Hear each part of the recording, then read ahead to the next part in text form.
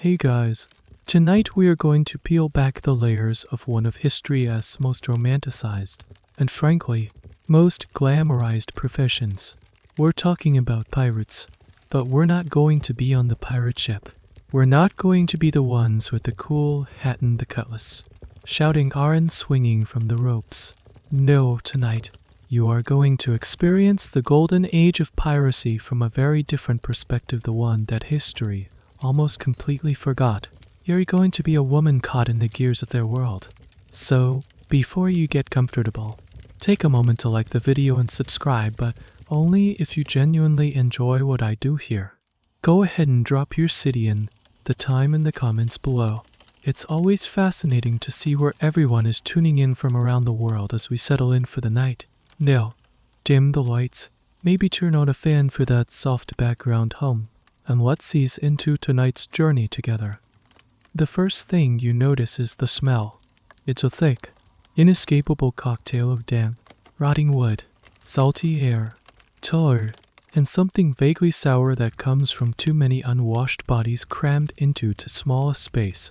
You've been at sea for 6 weeks now, and you can no longer tell where the ship's scent ends and your own begins. You feel the constant, gentle, yet deeply unsettling sway of the merchant vessel, the sea serpent. It's a motion that has become a permanent part of your being. You suspect that even on solid ground, a part of you will forever be rocking back and forth on the Atlantic swell. You're heading for the new world, for a new life. Maybe you're Eve from the grimy, crowded streets of London, or a quiet, perpetually damp village in Ireland. You've traded a life of predictability for one of possibility, though right now it just feels like you're a piece of cargo. Same as the barrels of salted beef in bolts of cloth stored in the hold below. You're likely an indentured servant. That was the most common path for someone like you. You couldn't afford the passage, so you signed a contract. In exchange for this journey across the ocean, you have promised 7 years of your life to a stranger, the tobacco farmer in Virginia, or a merchant in Boston who will own your labor until your debt is paid. It seemed like a reasonable, almost hopeful, bargain back on trial, and 7 years of work for a fresh start. Now, suspended between 2 continents, that contract feels less like a promise and more like a chain. Life aboard the sea serpent is a dull, grinding routine. The food is a monotonous cycle of salted meat, so tough you have to soak it for an hour to make it chewable, and the infamous ship's biscuit, or hardtack. You've learned the sailor's trick of tapping the biscuit firmly on the wooden railing before taking a bite. It's a little ritual to knock out some of the weevils that have made their home in the flour. A quaint, if slightly disgusting, custom. Some of the older passengers prefer to eat their biscuits only after dusk. What you can't see, after all, can't really upset your stomach, or so the thinking goes. The days bleed into one another, marked only by the changing position of the sun. You spend your time mending your one spare set of clothes, avoiding the leering gazes of the ship's crew, and trying to find a spot on the crowded deck where the spray isn't quite so relentless. You talk with the other women. You all share the same vague, hopeful dreams and the same immediate, tangible fears. You talk about the lives you'll have, the families you might start, the simple dignity of having a small piece of land to call your own. It's a fragile fantasy, spoken in hushed tones against the constant creak of the ship's timbers and the whistle of the wind through the rigging. Historians, still debate the precise mixture of desperation and ambition that drove millions of Europeans to make this perilous journey. For some it was religious freedom, for others it was escaping the law, but for most, for people like you, it was simple economics. The pull of a new world was strong, but the push of the old one of poverty, of rigid class structures, of no hope for anything better was even stronger. But then, one afternoon, the rhythm breaks. It starts with a shout from the lookout perched high above in the crow's nest. His voice isn't the joyful cry of land ho that you've all been dreaming of. It's sharp, tight with an anxiety that cuts through the monotonous drone of the wind. A sudden flurry of activity erupts on deck. The captain is shouting orders, his face pale. Sailors scramble up the ropes, their movements frantic, not with the easy competence of their daily work, but with a desperate, hurried energy. You follow their gaze to the horizon. There, just a black speck against the brilliant blue, is another ship, and it's closing on you, fast. It doesn't look like a merchant vessel or a naval ship. It's too lean, too low in the water. It moves with a predatory grace, slicing through the waves rather than bobbing over them. You can see the crew of the Sea Serpent knows this too. Their frantic energy has collapsed into a kind of grim, focused dread. The ship is a predator, and you are the slow, heavy prey. The captain makes a desperate gamble, ordering the crew to unfurl every last scrap of canvas, trying to outrun the inevitable. The Sea Serpent groans under the strain, the mast squeaking like old bones. But it's no use. For every foot you gain, the dark ship on the horizon seems to gain 3. The pirates, because there is no longer any doubt what they are, don't waste time with a long chase. A puff of white smoke billows from their bow, and a second later you hear a dull thump. A cannonball skips across the water, landing harmlessly 100 yards away. It's a warning shot, a piece of maritime etiquette, in its own terrifying way. The next shot is not so polite. It screams over your head and smashes into the mainmast. The sound is a violent crack, followed by a shower of splinters, some as large as your arm. A man near you cries out, clutching a bloody gash on his face. The reality of the situation has just announced itself in a rain of razor-sharp wood. Your captain, a man who just this morning was complaining about the quality of the salted pork, now has to make a decision that will seal all of your fates. He could fight, but you see the truth in his eyes as he glances at his small, poorly armed crew, then back at the pirate ship, which is now close enough for you to see the figures crowding its deck. They look like a pack of wolves, bristling with weapons. To fight would be a massacre. Historians, centuries from now, will debate the cold calculus of these encounters. Some will argue that surrender was the only sane choice, a pragmatic decision to save lives when the cargo was likely insured anyway.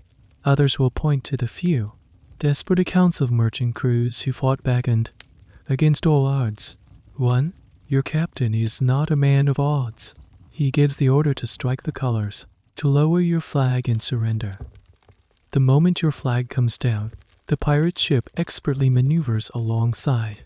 Grappling hooks fly through the air, sinking into your ship's railings with a solid, final thunk. The two vessels are now locked together, and then they come aboard. They don't swarm in a chaotic mob. It's a practiced, efficient, and terrifyingly organized assault. The men who leap onto your deck are a motley collection from every corner of the globe: sun-blackened Englishmen, scarred Frenchmen, a towering African man with intricate patterns cut into his skin. They are dressed in a bizarre mix of stolen finery and practical sailor's rags. A silk waistcoat over filthy canvas trousers. A fine leather hat perched on a head of greasy, matted hair. And the smell that comes with them is overpowering cheap rum, sweat, gunpowder, and the sea. As they secure the deck, one of them shimmies up the mast and unfurls their own flag. It's not the clean, simple skull and crossbones you might imagine from storybooks. It's cruder, more personal. This one is a stark white skeleton on a black background, holding an hourglass in one bony hand and a bleeding heart in the other. It's a message, a piece of psychological warfare. It says your time is running out. This is a fashionably niche piece of pirate lore, the fact that every major pirate captain had his own custom Jolly Roger designed to communicate a specific brand of terror. It was their corporate logo. The pirates wore quickly. They herd the passengers and crew into a tight, trembling group on the main deck. The pirate captain, a man with a beard plaited into to thin braids and a nasty-looking scar that pulls one side of his mouth into a permanent sneer, strides through the crowd. He's not looking for treasure chests. The first thing they do is plunder the people. They pull rings from fingers, snatch lockets from necks, A sailor who is reluctant to give up his sturdy leather boots is knocked to the deck with the butt of a pistol. The captain then begins an appraisal. He's looking for scales. Any of you a Cooper carpenter, he barks, his voice a low growl. The ship's carpenter is shoved forward. The captain nods. You're with us now. The same goes for the ship's surgeon, a man whose primary skill is amputating limbs before gangrene sets in. He is now a pirate. No contract, no negotiation. You and the other women are pushed to one side. The pirates' eyes on you are different. They are not assessing you for your ability to mend a sail or wield a cutlass. It's a cold, calculating gaze. They are evaluating a different kind of commodity. The captain walks over, his eyes scanning you from head to toe. He misses nothing. He sees the fear. Yes, but he also sees your youth, your health. He looks you over not like a person, but like a horse at auction. He gives a short, sharp nod to one of his men. There's no discussion, no explanation. Your fate has been decided in a single, silent glance. The life you were sailing toward the tobacco farm, the 7 years of service, the dream of a fresh start has just vanished over the horizon. You are being separated from the other passengers. Your journey, you realize with a cold, sinking certainty, is not over. It's just been diverted to a far, far darker port of call. The journey to Nassau is nothing like your previous voyage. You are no longer a passenger, not even an indentured servant. You are plunder. You are kept in the captain's cabin, which is a relative luxury compared to the damp hold of the sea serpent, but it feels more like a gilded cage. The cabin is a chaotic museum of stolen goods, a fine Spanish clock that no longer works, a pile of silk charts from a captured vessel, a beautifully bound Bible with someone else's family history inscribed on the front page. The pirates leave you mostly alone, not out of any sense of decency, but because their captain has claimed you. You are his property now, and to touch you would be a breach of the pirate code, one of the few rules they seem to respect. After a few days, you see land, but it's not the neat, orderly coastline you might have imagined for the colonies. This is a low-slung, swampy island, fringed with mangrove trees that look like skeletal fingers clawing at the sky. As you sail closer, into a wide, shallow bay, the settlement comes into view. Nassau, it's less a town and more a sprawling, chaotic camp that has clung to the shoreline like a fungus. There are a few solid-looking stone buildings, remnants of its former life as an English colonial outpost, but mostly it's a jumble of hastily constructed wooden shacks, canvas tents, and repurposed ship hulls dragged onto the beach. The harbor is a forest of masts from ships of all sizes, flying a variety of menacing flags. The entire place buzzes with a raw, untamed energy. As your ship drops anchor, the real Nassau reveals itself. The air, thick with the scent of salt water and humid rot, now carries new smells: roasting meat, spilled rum, sewage, and a cloying sweetness from the sugarcane processing nearby. The sounds are a cacophony of drunken singing, shouted arguments in a dozen different languages, the crack of pistol shots fired in celebration or anger, and the constant, rhythmic thump of a cooper's hammer somewhere in the distance. This isn't a town, it's a living, breathing pirate republic, a temporary autonomous zone fueled by plunder and a deep-seated hatred of authority. It's what historians call a pirate haven, a place beyond the reach of any king or navy, where the outlaws of the sea could rest, repair, and spend their ill-gotten gains. You are put into a small rowboat, a dinghy, along with the pirate captain and a couple of his men. As you are rowed ashore, you get a closer look at the inhabitants. The beach is teeming with men. They are swaggering, drinking, gambling, and brawling. You see a group of them gathered around a freshly opened barrel of wine, dipping their cups directly into it. Another pair are settling a dispute with a knife fight, a small circle of spectators cheering them on. You notice that for every 10 men, there might be one woman. In the way the men look at them, it confirms every fear that has been building in your chest. You land on a beach littered with debris, broken bottles, splintered barrels, the sun-bleached ribs of a long-forgotten ship. No one helps you from the boat. You are expected to clamber out yourself, your worn dress soaking up the grimy seawater. The sand is soft and treacherous under your thin shoes. The pirate captain grabs you by the arm, his grip firm and proprietary, and begins to pull you through the chaos of the beachfront. You are an object on display. Then you feel hundreds of eyes on you. Some are curious, some are hungry, some are coldly indifferent. It's a terrifying gauntlet. You are led away from the beach, down a muddy, rutted track that serves as the main street. The shacks here are taverns and storehouses. From the open doorways, you hear the raucous laughter and see the silhouettes of men gambling at rough-hewn tables. The whole place seems to be built for one purpose: to separate a pirate from his money as quickly and efficiently as possible. This was the core of the pirate economy. They would risk their lives at sea for months, steal a fortune in gold, silver, or goods, and then return to a place like Nassau or Port Royal and squander it all within a week or two on drunken women. It was a cycle of extreme risk followed by extreme, reckless consumption. Finally, the captain stops in front of a building that is slightly more substantial than the others. It's a 2-story wooden structure with a wide porch and shuttered windows. A crude sign hanging above the door depicts a laughing mermaid holding a foaming tankard of ale. It's called the Mermaid's Grotto. It looks like a tavern, that the women lounging on the porch, their gazes hard and weary, tell you it is much more than that.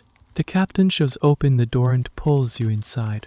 The air is thick with smoke, cheap perfume, and the sour smell of stale rum. This is your destination. This is your new home. Historians often debate the exact nature of these establishments. Some were simple taverns with rooms to rent, while others were highly organized brothels. But for you, at this moment, the distinction is meaningless. You have just been delivered to the front door of your new life. Then you know, with a chilling certainty, that you won't be leaving anytime soon. The interior of the Mermaid's Grotto is dim, the sunlight struggling to pierce through the grimy windows and the thick haze of tobacco smoke. As your eyes adjust, you see the room is dominated by a long, rough-hewn bar, behind which are shelves stocked with bottles of all shapes and sizes. A few pirates are slumped at the bar, nursing their drinks even at this hour. The rest of the common room is filled with mismatched tables and chairs, most of them scarred with knife marks and dark stains. It's a place built for hard use.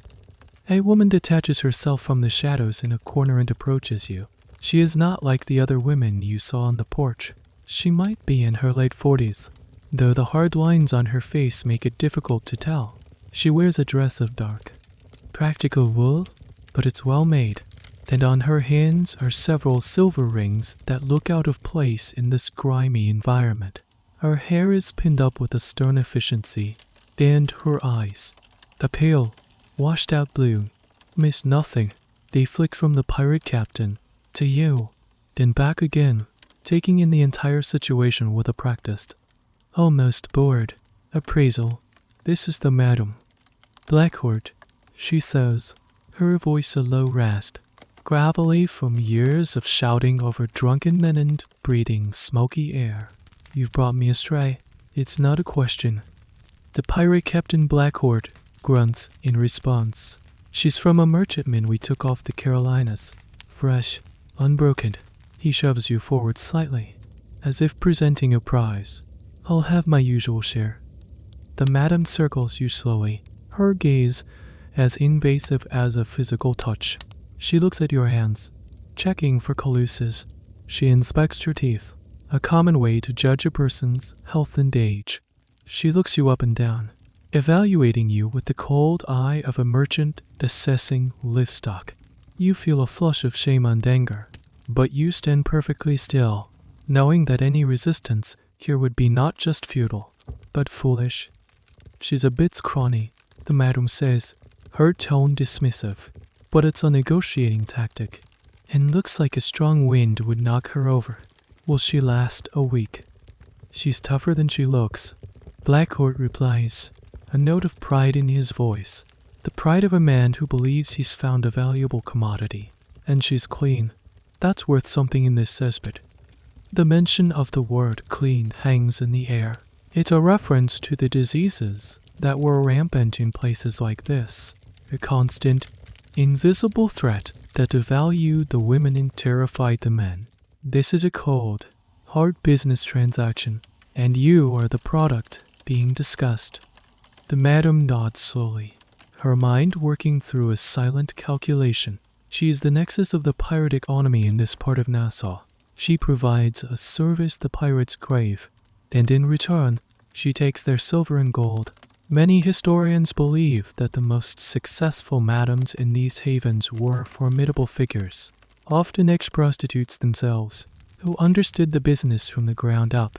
They were entrepreneurs in a brutal, male-dominated world, using their wits and ruthlessness to carve out a position of power and relative security. They were bankers, pawnbrokers, and fences for stolen goods.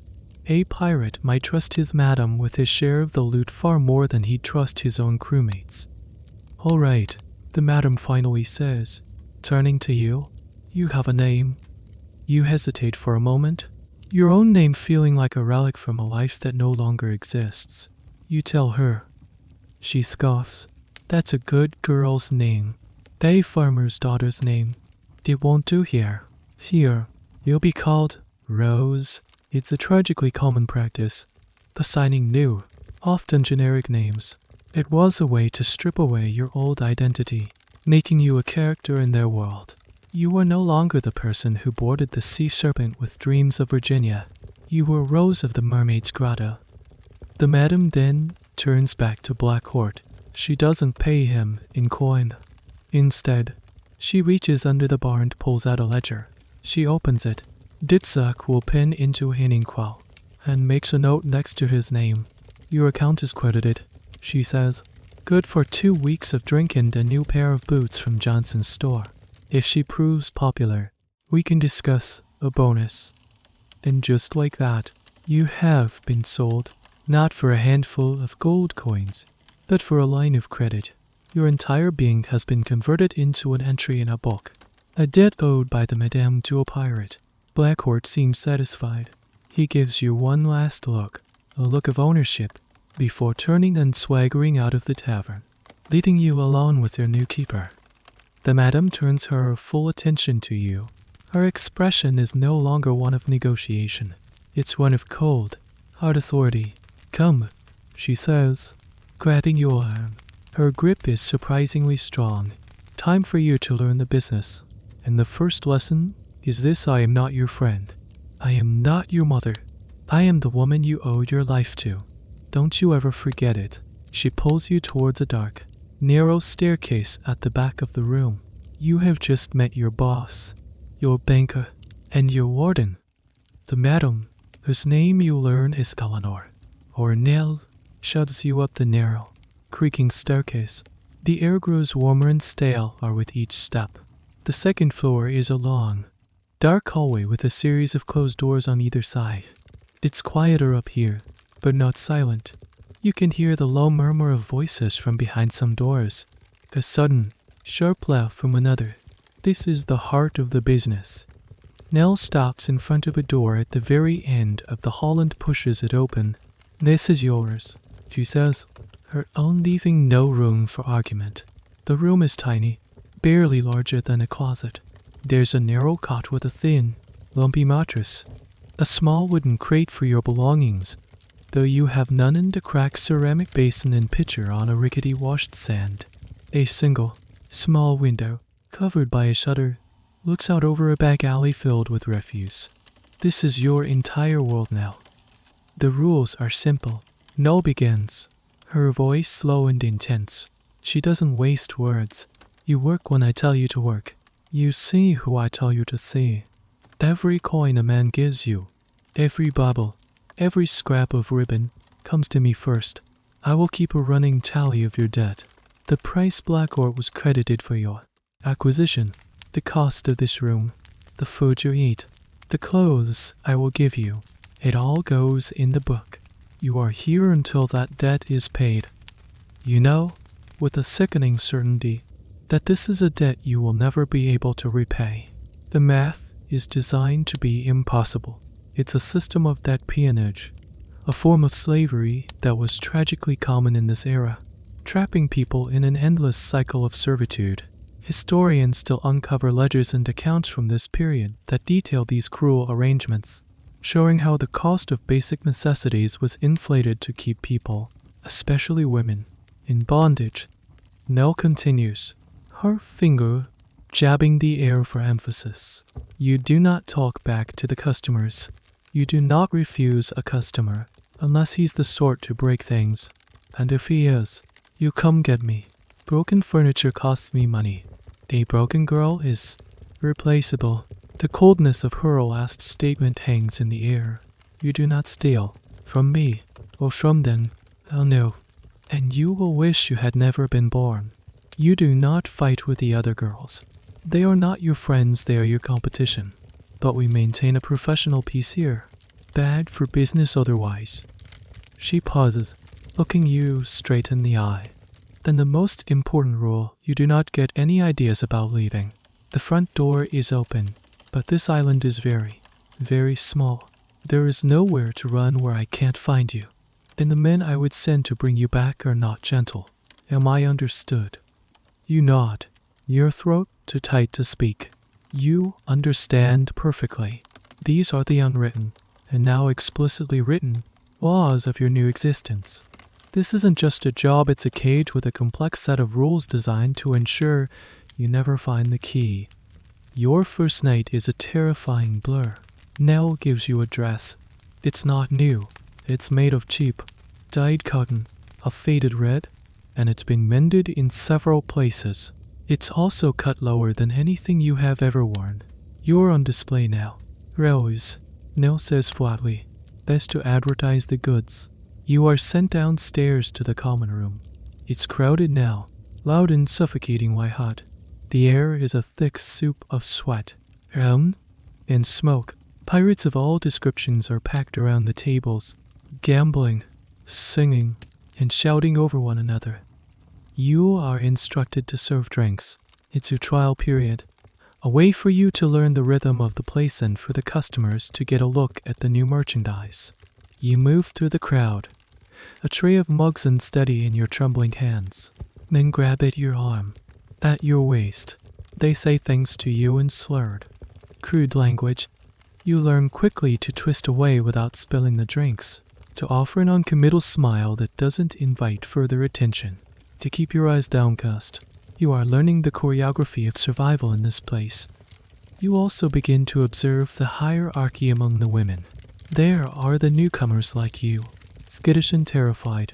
There are the veterans, who move with a wary, hardened confidence, who know which pirates have money, which are prone to violence, and which ones can be charmed out of an extra coin. They have a cynical banter with the men, a shield of words to keep them at a distance. Then there is a clear favorite, a woman named Isabella, a Spanish beauty who sits only with the pirate captains and first mates. She doesn't serve drinks. She holds court. She is the closest thing this place has to royalty. Your first customer is chosen for you by now. He's an older pirate, a quartermaster named Silas, with more silver in his beard than on his person. Nell picks him because he's known to be quiet and relatively sober. It's a business decision, meant to ease you into the trade without breaking you on the first night. The transaction is clinical. Nell takes his money. She gives you a nod. You lead him up the stairs to your tiny room. The whole experience is a dissociative haze. You detach your mind from your body, retreating to a small, quiet place deep inside yourself. This, you realize, is the most important survival skill of all. The one Nell didn't teach you. How to be present in body, but absent in spirit. A ghost in your own skin. You wake up not to the gentle light of dawn, but to the insistent morning sun forcing its way through the cracks in the wooden shutters. The air in your tiny room is stale and heavy. For a fleeting, merciful moment, you don't know where you are. You feel the ghost of the sea, serpentine sway, the memory of the salt spray on your skin. Then, the reality of the lumpy cot, the smell of cheap perfume and stale rum from your own clothes, and the dull ache in your bones brings it all rushing back. This is not a nightmare. This is your new morning. The brothel is quiet in the morning, a sleeping beast. The raucous energy of the night has evaporated, leaving behind a residue of filth and exhaustion. You creep out of your room and down the stairs. The common room is a wreck. Overturned chairs, empty bottles, and puddles of spilled drink cover the floor. A couple of pirates are still passed out at their tables, snoring loudly, their heads pillowed on their arms. This is the aftermath, the unglamorous reality behind the wild pirate revelry. In the kitchen at the back, the large, silent woman named Hattie is already at work. Hattie is one of the few people in this establishment who isn't a prostitute. She's the cook, the cleaner, the laundress. Her face is a mask of stoic resignation, and she rarely speaks. You learn later she was the wife of a fisherman, captured on a raid years ago, and has been here ever since. She and Neil have a silent, functional understanding. Hattie is a permanent fixture, as much a part of the building as the termite-riddled support beams. The other women drift into the kitchen, one by one. In the harsh light of day, they look different. The artifice of the night is gone. You see the dark circles under their eyes, the faint lines of worry and weariness that the dim candlelight conceals. They are no longer the alluring mermaids of the grotto. They are just tired women. They move with a slow, lethargic grace, a stark contrast to the frantic energy of the night before. There's little conversation, a few nods, a shared cup of weak, bitter coffee. An unspoken camaraderie of shared misery hangs in the air. You see Isabella, the queen of the brothel, looking just as tired as everyone else, without her carefully applied powders and the fine silk dress she wore last night. She looks older, more vulnerable. This is a rare, then fascinating, historical detail. While cosmetics have existed for thousands of years, the makeup available to women in this context would have been crude and often dangerous. White lid powder to whiten the face, casino from crushed beetles for rouge, and kohl for the eyes. These were temporary masks that often did long-term damage to the skin. Your day is filled with a monotonous, grinding routine that belies the chaotic reputation of the place. The morning is for chores. Under Hattie's silent direction, you scrub the sticky floors of the common room, washed anchors, and help clear away the debris from the previous night's debauchery. It's hard, physical labor. Then, you are tasked with mending. Nell provides a pile of torn shifts and dresses, the work clothes of your trade. You sit with the other women in a circle, your heads bent over your needles, stitching up rips and reinforcing seams. It's during these quiet, shared moments of work that you begin to learn more about your companions. The conversations are quiet, fragmented. A woman named Mary, who has a hacking cough that never seems to leave her, quietly complains about a sailor who refused to pay until Nell threatened him with a belaying pin. Another, a French girl named Lisette, hums a tune from her childhood, a sad little melody that feels achingly out of place here. You learn that, like you, most of them were not pirates willing wenches from the storybooks. They were captives, indentured servants whose contracts were bought and sold, or women fleeing poverty so desperate that this life seemed like the only option. The historical record is spotty on their origins, as these women were largely illiterate and left no diaries. But what evidence exists? Court records, depositions from captured pirates, governor's reports paints a grim picture. For every woman who chose this life, there were dozens who were forced into it. The afternoons are for rest, though it's a restless, anxious time. You are expected to sleep, to prepare for the night's work. But it's hard to sleep when the town outside begins to stir, the noise of the taverns and workshops filtering through the thin walls. Then you know what the evening will bring. The routine is the same every day. A cycle of cleaning up the mess, preparing for the mess, and then enduring the mess. There's no weekend, no day off. The only time the work stops is when there are no pirates in port, a rare and financially lean time for now. As you sit there, mending a tear in the sleeve of your cheap red dress, you look at the other women around you. You see the faded tattoos on one woman's arm, a souvenir from a sailor she once cared for. You see the small, cheap ring on another's finger, a memento from a life before Nassau. You are all so different, from different countries, different backgrounds, but here, in the mermaid's grotto, you have been rendered the same. You are all just Rose or Mary or Lisette. You are the morning after to the pirates' wild night, the quiet, exhausted reality that pays the price for their freedom.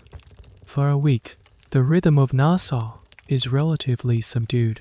The initial chaos you witnessed was the tail end of a celebration. Now, the port has settled into its baseline hum of activity. Ships are being careened on the beach, tilted on their sides so their hulls can be scraped clean of barnacles and seaweed. Carpenters are busy repairing masts, and sailmakers stitch vast canvases under shaded awnings. The pirates who remain are the ones whose money has run out, and they are either trying to sign on with the new crew or are grumbling in the taverns on credit. For you, this means the nights are slower, the work less frantic, though no less grim. Then, one afternoon, the cry goes up. A ship has been spotted, but this time, it's not a cry of alarm. It's a cry of jubilant anticipation. You and the other women rush to the windows that overlook the harbor.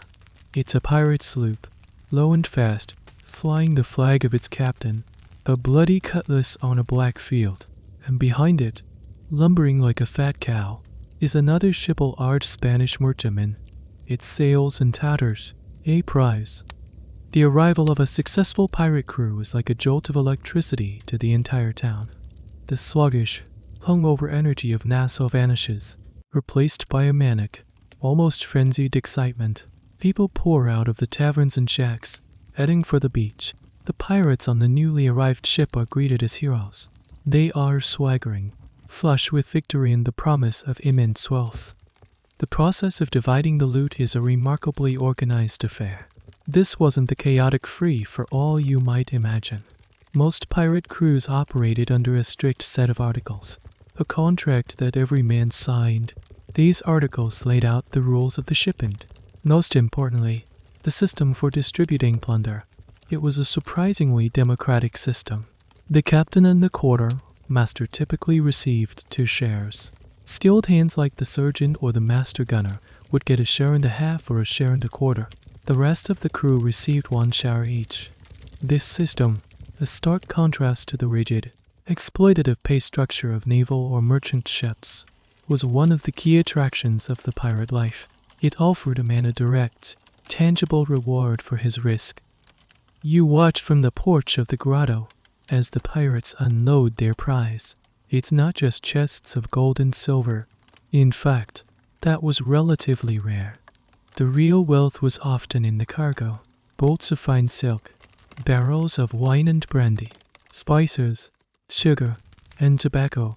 These goods were just as valuable as coin in the pirate economy. They would be sold to the less than scrupulous merchants who operated in Nassau. Men who were happy to buy stolen goods at a discount and sell them at a massive profit in the American colonies, or even back in Europe. As the shares are doled out, the celebration begins. The first stop for most of the crew is a tavern, where they will spend a ludicrous amount of their newfound wealth on drink for themselves and for anyone else in the room. The air fills with the sound of roaring songs and celebratory pistol fire. And then, as dusk falls, they start to drift towards the mermaid's grotto. The change in the brothel is immediate and overwhelming. The slow, sullen atmosphere is shattered. The common room is packed shoulder to shoulder with pirates, their pockets heavy with coin and their heads light with rum. The noise is a deafening roar. Dell is in her element, her face flushed with excitement, shouting orders, taking money, and directing traffic with the skill of a battlefield general. She's not just a madam tonight, she is the master of ceremonies for this bacchanal. The pirates are not just buying companionship, they are buying an audience for their glory. They boast loudly of their exploits, reenacting the capture of the Spanish ship, showing off wounds as badges of honor. They are generous in their triumph, buying rounds of drinks for the entire room, showering coins on the musicians who are playing a frantic, stomping tune in the corner. For you and the other women, this is the most lucrative and the most dangerous time. The money flows freely. A pirate might toss a silver coin on the table for a smile, or a piece of eight for a listening ear. But the alcohol and the adrenaline create a volatile, unpredictable atmosphere. The mood can turn in an instant. A friendly argument over a card game can escalate into a knife fight. A rejected advance can lead to a violent outburst. You are no longer just serving drinks. Nell is sending you from table to table, encouraging you to sit with the men, to laugh at their jokes, to pour their rum. You learn to be a performer, to feign interest and admiration, to be whatever the man with the most money wants you to be. It's an exhausting, terrifying tightrope walk. You collect the coins they give you, the small trinkets, a stolen silver button, a cheap ring. You feel a brief, illicit thrill at the weight of the money in your hand, a tiny flicker of hope that maybe, just maybe, you could save enough to buy your way out. But then, at the end of the night, you stand before Nell. You empty your pockets onto the table. Every coin, every trinket. She counts it quickly, her fingers moving with practiced speed. She then opens her ledger. She makes a note of your earnings. Then she says, "Very good, Rose, that's a new dress paid for. And your meals for the week." She subtracts the amounts, showing you the new, only slightly smaller, number that represents your debt. And in that moment, the flicker of hope dies. You have worked all night, endured the noise and the danger, and you have almost nothing to show for it. You are running as fast as you can, just to stay in the same place. The gold has arrived, but none of it is for you. The cruel mathematics of your existence becomes clearer with each passing day. It's a system designed by Nell with the precision of a master trapsetter. The large, terrifying debt you started with the price of your acquisition is only the beginning. It's the small, daily costs that truly ensure you will never be free. Nell controls the entire economy of your life. When the cheap red dress she gave you becomes too torn and stained to be presentable, you need a new one. Nell provides it. A dress of coarse, blue linen. She doesn't give it to you, she sells it to you. She marches you over to her ledger, dips the quill in ink, and adds the cost of the dress to your debt. The price she charges is, you suspect, at least 3 times what she paid the local seamstress for it. But you have no choice. You cannot work without a dress, and she is the only supplier. The same goes for food. The communal meals of watery stew and stale bread that Hattie prepares are also charged to your account. Each bowl, each slice of bread, adds a few more pennies to the ever-growing number next to your name. You realize that you are literally paying to be a prisoner. Even a simple bar of soap to wash with, a length of ribbon to tie back your hair, every single item, no matter how small, comes from Nell's locked storeroom and is added to your tally. This practice, known as truck system or debt bondage, was not unique to pirate brothels. It was a widespread method of exploitation in mines, company towns, and plantations throughout the 17th and 18th centuries. Workers were paid in scrip or credit that could only be used at the company-owned store, which sold goods at inflated prices. It created a closed loop of labor and debt that was nearly impossible to escape. The academic world still debates the extent to which this was a deliberate strategy of enslavement versus a natural, if cruel, outcome of isolated economic environments. But for you, living it, the distinction is academic. It feels like a deliberately constructed prison. One afternoon, you see the system's cruelty in action. Mary, the woman with the persistent cough, has a good week. A wealthy first mate takes a liking to her, and for several nights, he is her only customer. He is generous, and she earns more than she ever has before. A spark of hope ignites in her eyes. You see her poring over a scrap of paper. trying to calculate how many more weeks like this it would take to pay off her debt. At the end of the week, she presents her earnings to Nell.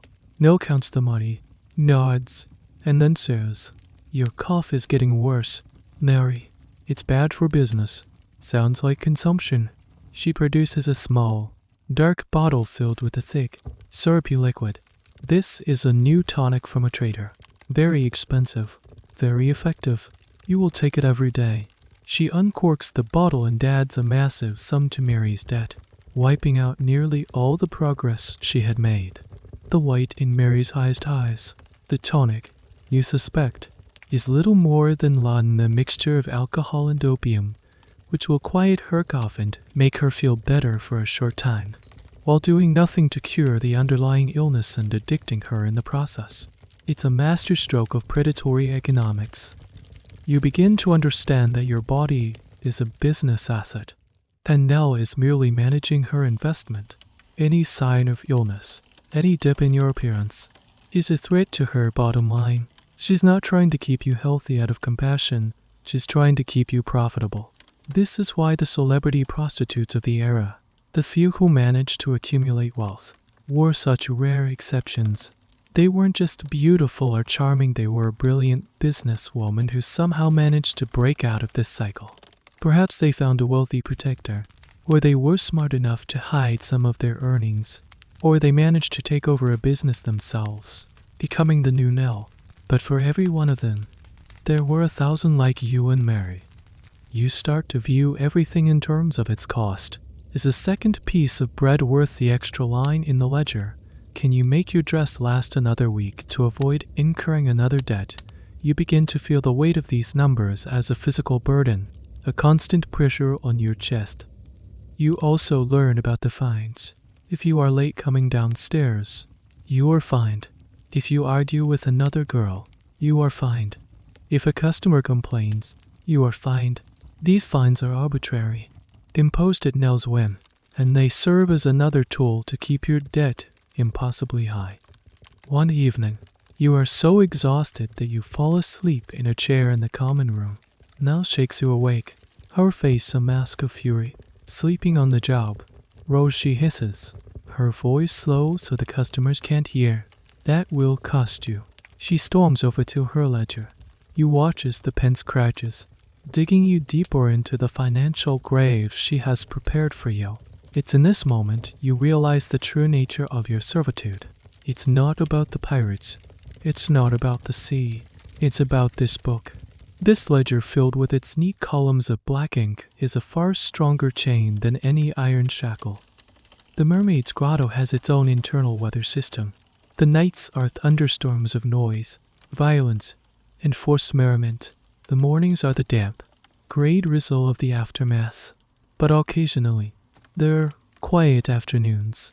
These are the moments when most of the pirates are out at sea, when the port is low on cash, and even the most dedicated drunkards are sleeping off their excesses. The air in the common room grows still, and a fragile, temporary peace descends. It's on one of these quiet afternoons that you find yourself sitting on the back porch with Lisette, the French girl. The two of you are supposed to be peeling potatoes for Hattie, but the work is slow and your hands are idle more often than not. The porch overlooks a patch of scruffy weeds and the ever-present filth of the alley. It's not beautiful, but it's away from the oppressive darkness of the main room. For a long time, neither of you speaks. You just sit, listening to the buzz of flies and the distant sound of the waves on the beach. In the shared silence, a space opens up. It's a space free from the demands of Nell and the predatory gazes of the customers.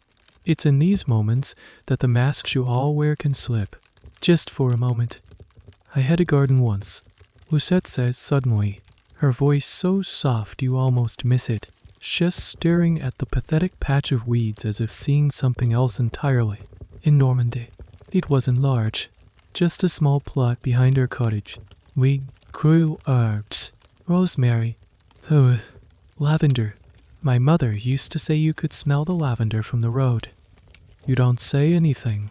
You just listen. It's a rare gift in this place, the gift of being heard without judgment. "My father was a fisherman," she continues. her voice a low murmur. His boat was caught in a storm.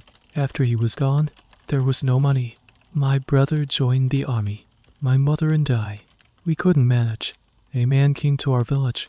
He was looking for girls to work as maids in the colonies. He promised good wages, a new life. He paid my mother a sum of money, enough to live on for a year.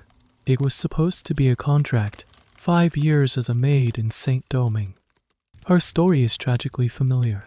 The line between indentured servitude and being outright tricked or spirited away was incredibly thin. Recruiters, known as spirits, would prey on the poor and desperate, luring them with false promises.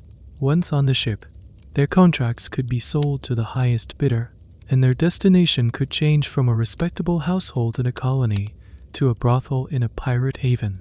The historical record is filled with petitions and court cases from families trying to find their lost daughters who had been taken in this way. The ship never went to St. Domingue. Lisette says, her voice flat. We were intercepted by pirates, the same as you. She finally turns to look at you, her eyes filled with a deep, ancient sadness. Sometimes, I try to remember the smell of the lavender, but it gets harder. The smell of this place, the rum, the smoke, it pushes the other smells out. You find yourself sharing a piece of your own story. You talk about your village, about the promise of a new life in Virginia. You speak of the simple, almost foolish, hope you had when you boarded the sea serpent. As you talk, you realize how long it's been since you've spoken about your past. Here, the past is a liability, a weakness, but sharing it with Lisette feels different. It feels like an act of defiance.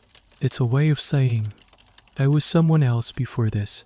I am not just Rose. Another girl, Hannah, who is quiet and rarely speaks, overhears you. She sits down on the steps nearby. I was a serving girl in a tavern in Bristol, she says, her voice barely a whisper.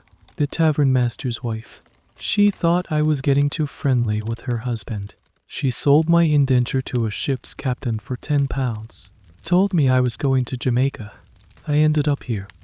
These whispered stories become a lifeline. They are a way to reclaim the identities that were stolen from you. You learn about the families, the homes, the lives that were left behind. These are not the stories of adventure and glory that the pirates tell. They are stories of loss, of betrayal, and of a quiet, enduring resilience. You are all ghosts of your former selves, haunting this small, dirty corner of the world. But in sharing these stories, you remind each other that you were once real. This creates a subtle shift in the house. There's still competition. There's still the harsh reality of Nell's rule, that a fragile network of support begins to form. A shared look across the crowded common room. A quiet word of warning about a particularly cruel customer.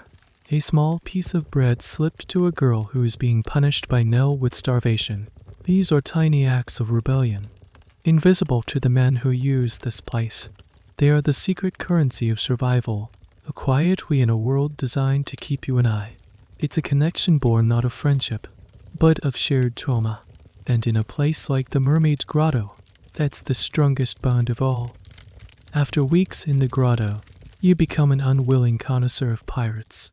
They cease to be a faceless, terrifying mob and resolve into distinct, often pathetic, individuals.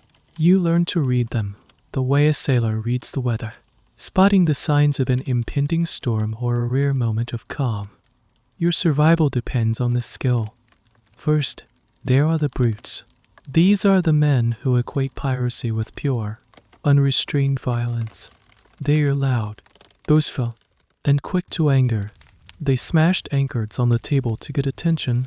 Their laughter is a harsh bark, and they treat everyone, especially the women, with a casual contempt. They are often the newest recruits, men who are still performing a caricature of what they think a pirate should be. You learn to handle them with a careful mixture of feigned admiration and strategic avoidance. You laugh at their crude jokes, pour their rum generously, and try to steer them toward the stronger, more experienced women who know how to manage their volatile tempers. Then, there are the melancholy guests. These are often older men, pirates who have been in the game for years. They are quiet, sad drunks. They sit alone in dark corners, staring into their cups as if searching for a lost future. They don't want a performer, they want a confessor. They will talk for hours, their words slurring together, about the ships they served on, the comrades they've lost at sea, or the families they left behind and can never return to. One of them, a Welshman named Rhys, tells you about his small farm and the wife, whose face he can barely remember. He weeps silently into his rum. Listening to them is emotionally exhausting, but they are generally harmless. They are ghosts, haunted by their own choices, and they are some of the few who treat you with a flicker of something resembling human decency. There are also the professionals. These are the quartermasters, the master gunners, the sailing masters. They are career criminals, and this is their trade. They are often sober, or at least they manage their drink. They are in the grotto for a specific, transcational purpose. They are polite, detached, and their interactions are chillingly businesslike. They pay what is asked. They expect a certain standard of service, and they waste no time on sentimentality. In some ways, they are the most unsettling, because their cold professionalism reminds you exactly what you are, a commodity in a well-oiled machine of vice. And, surprisingly, they are the gentle ones. They are a tiny minority, but they exist. They are often very young. Boys who ran away to sea with romantic notions of adventure and found themselves in a world of brutality they were not prepared for. They are awkward and shy. They might ask your real name or bring you a strange, pathetic gift, like a seashell they found on the beach or a brightly colored bird feather. There is a boy named Sam who can't be more than 17. He pays for your time and then just asks you to talk to him about life in England. He is desperately homesick. These encounters are a strange mix of sweet and sad. They are a reminder that not all monsters are monsters, but they are also a reminder of the innocence that this life devours. Finally, there are the truly dangerous. These are the ones Nell has warned you about. They are not just violent, they are unpredictable. They are often men with a deep-seated madness, their minds warped by violence, alcohol, and perhaps the ravages of syphilis, which could cause neurological damage in its later stages. One such man is a pirate known only as Jem. He has pale, dead eyes and a smile that never reaches them. He finds pleasure in fear. He will say quiet, menacing things, his voice a low whisper in the chaos of the tavern, testing your composure. He is the one who will hold a knife to a piece of fruit and slice it with terrifying precision, all while staring you in the eye. The other pirates give him a wide berth when he is in the grotto. A palpable tension fills the room. Surviving an encounter with him requires you to become a statue, to show no fear, no emotion, because that is the reaction he feeds on. Learning to navigate this gallery of rogues is the core of your education. You become a psychologist, a performer, a strategist. You learn which men are safe to sit with, which ones have money, which ones will protect you from the others for a night, and which ones you must avoid at all costs. This is a fascinating aspect of this life that is often overlooked. The women in these establishments had to be incredibly skilled at reading human nature. Their ability to quickly assess a man's character and intentions was not just a business skill, it was a matter of life and death. Historians who study the social dynamics of pirate havens often ponder this, suggesting these women developed a form of emotional intelligence that was extraordinarily advanced, a shield forged in the crucible of constant threat. You are no longer just a victim. You are a student in a brutal, unforgiving school, and you are learning your lessons well. The entire economy and social life of Nassau is built on a foundation of cheap, plentiful alcohol. It is the fuel, the currency, and the anesthetic of the pirate republic. You come to think of it as a river, a constant, sluggish, bound river of rum that flows through every shack and tavern, staining everything it touches. The most common drink is, of course, rum. It's not the smooth, aged spirit that might come to mind today. This is a raw, harsh, and powerfully potent distillate, often sourced from the nearby sugar plantations of Jamaica or Barbados. It's cheap, it's easy to transport in large barrels, and it's brutally effective. Pirates would often receive part of their pay in rum. A barrel of rum was a standard unit of trade. But it's not just rum. There's also cheap wine, often stolen from Spanish or French ships, and a foul-smelling, locally brewed beer made from molasses, which was known by various unappetizing names. And then there's the punch. The word punch is believed to have come from a Hindi word for 5, referring to its 5 traditional ingredients: alcohol, sugar, lemon or lime juice, water, and spices. In a place like the Grotto, it's a house specialty, a massive bowl of communal drink that now keeps full. The recipe is a closely guarded secret, but you suspect it's a potent and unpredictable mixture of whatever alcohol is cheapest that wheat, some water to stretch it, and enough sugar and lime to mask the harshness. The river of rum dictates the rhythm of the day. The morning is the low tide, a time of hangovers and regret. The pirates who are still conscious are often seen partaking in a hair of the dog, a morning drink to stave off the tremors and headaches. As the day wears on, the tide begins to rise. By late afternoon, the taverns are full, and the river is flowing freely. By nightfall, it's a flood. You learn that alcohol is a tool for now. She encourages the pirates to drink. Drunken men are generous men. They are less likely to keep careful track of their coins, more likely to buy drinks for the house, more likely to make foolish wagers. A drunk pirate is a profitable pirate, but it's a dangerous tool. A drunk man's mood can turn as quickly as the tide. The same man who was singing your praises one moment can be accusing you of stealing from him the next. You witness firsthand the destructive power of this river. You see men who were once skilled sailors reduced to shivering, incoherent wrecks, unable to function without a constant supply of rum. This was a well-known phenomenon, colorfully called the calamities by pirates themselves. It was the delirium tremens, the severe alcohol withdrawal that could cause hallucinations, seizures, and even death. Many a good pirate ended his career not in a blaze of glory on the high seas, but wasting away in a filthy Nassau shack, his body and mind destroyed by drink. One of the more peculiar and lesser-known historical tidbits is the pirate custom of ba-mo-o. This was a mixture of rum, water, sugar, and nutmeg. It was considered a slightly more respectable drink than raw. Neat rum, the act of watering down the rum, was seen as a sign of moderation, though the amount of rum used was still prodigious. The debate over whether to water down rum was actually a serious issue.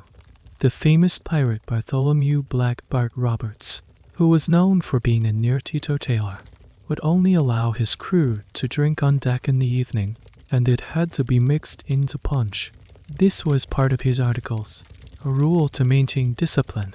In contrast, a captain like Charles Vane actively encouraged drunkenness to foster a chaotic and fearless crew. The philosophy on alcohol consumption varied wildly from ship to ship. You become an unwilling expert in the art of managing drunks. You learn how to water down a man's drink without him noticing. You learn how to play belligerent drunk with flattery. You learn how to spot the precise moment when a man crosses the line from jovial to violent. And you learn how to signal for one of the larger, tougher women, or even Nell's hired muscle, a massive, silent pirate named Silas who acts as the grotto's bouncer to intervene.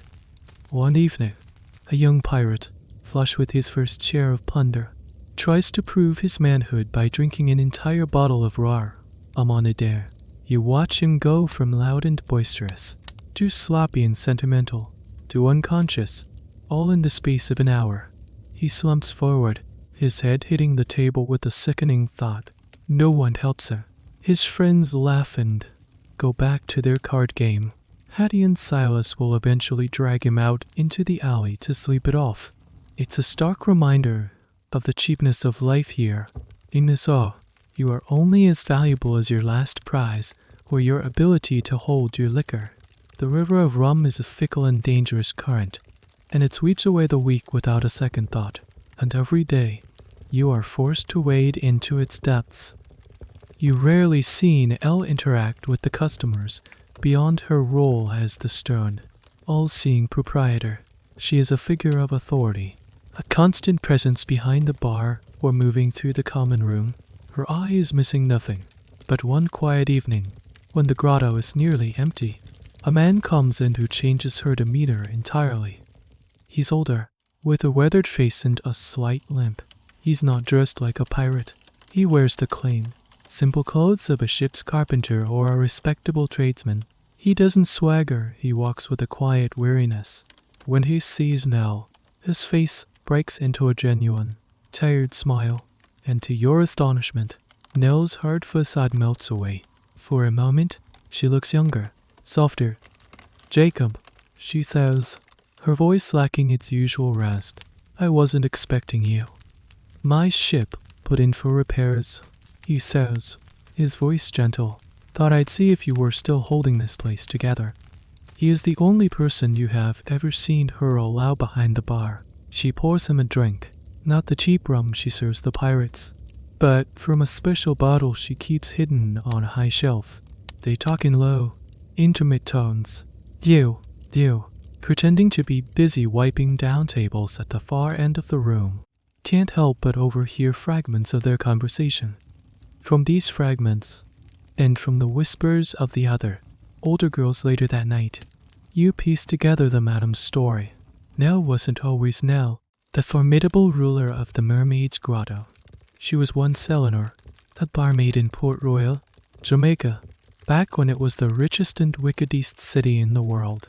She was young, much like you, and she fell in love with a charismatic young pirate captain. This is a common trope in pirate fiction, but the reality was far more complex.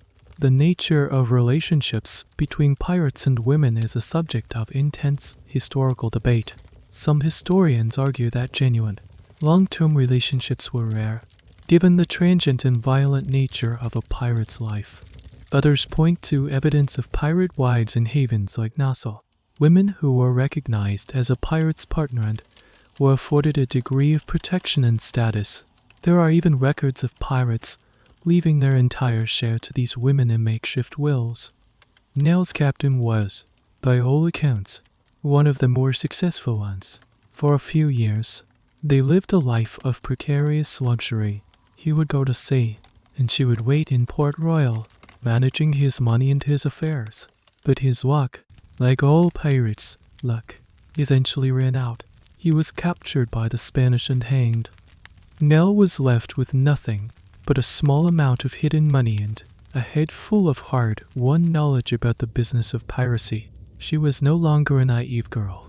She had seen how the system worked, how men of violence and fleeting fortune could be managed. She made her way to Nassau, the newer, less established haven, and with her small stake, she bought a failing tavern, the Mermaid's Grotto. The man, Jacob, you learned, was her former captain's quartermaster. He was one of the few who survived and one of the even fewer who took the king's pardon, giving up the pirate life to work on legitimate merchant ships. He visits Nell whenever his ship is in port, a ghost from her past, a reminder of the life she once had. Watching them talk, you see a different side of Nell. You see the woman she might have been.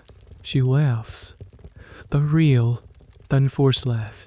He tells her stories of his travels, of the ordered, predictable world of merchant sailing, a world so different from hers. For a moment, she is not your warden, not a ruthless businesswoman. She is just a woman talking to an old friend. This glimpse into her past doesn't make her a sympathetic character. You can't forget the cruelty of her ledger, the prison she has built for you and the other girls. But it makes her understandable. Her hardness is a form of armor, forged in the fires of loss and betrayal. She has taken the brutal rules of the pirate world, the ruthlessness, the opportunism, the cold-hearted economics and used them to build a fortress around herself. She has become the captain of her own ship, and this brothel is her domain. It's a chilling realization. She is not an anomaly. She is the logical conclusion of this world. She survived by becoming a more calculating, more enduring version of the very man who once controlled her fate. She out-pirated the pirates. Later that night, after Jacob has gone, Nell is back to her old self. Her face is a hard mask again, her voice sharp. She finds Lisette for spilling a drink. She barks at you for being too slow to clear a table. The brief moment of warmth is gone, locked away as securely as the special bottle on the high shelf. But you can't unsee what you saw.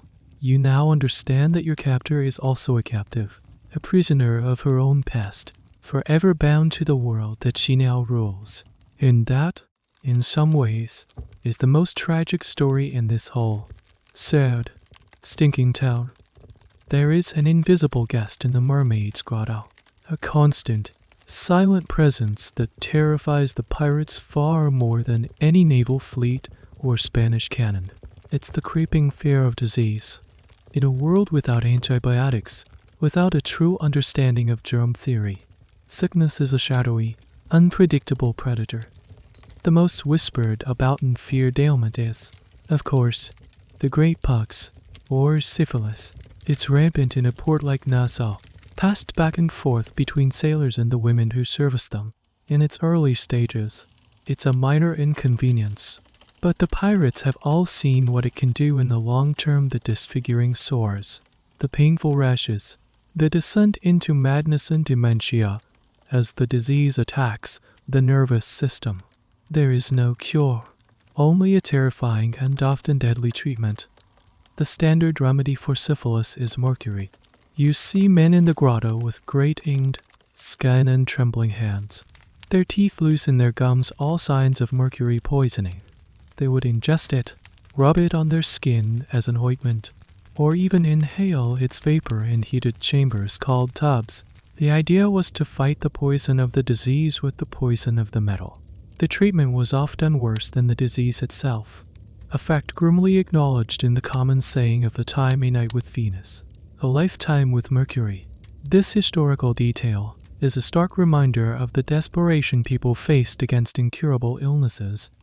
But it's not just the great pox. Every day is a gamble with a host of other sicknesses.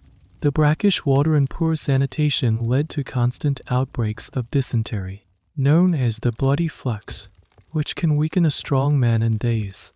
The hot, humid climate is a breeding ground for mosquitoes, and with them comes malaria and yellow fever, yellow jack, which can turn a bustling port into a ghost town in a matter of weeks.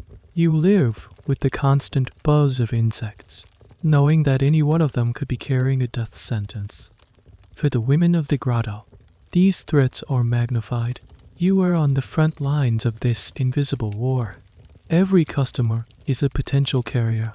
Every night is a roll of the dice.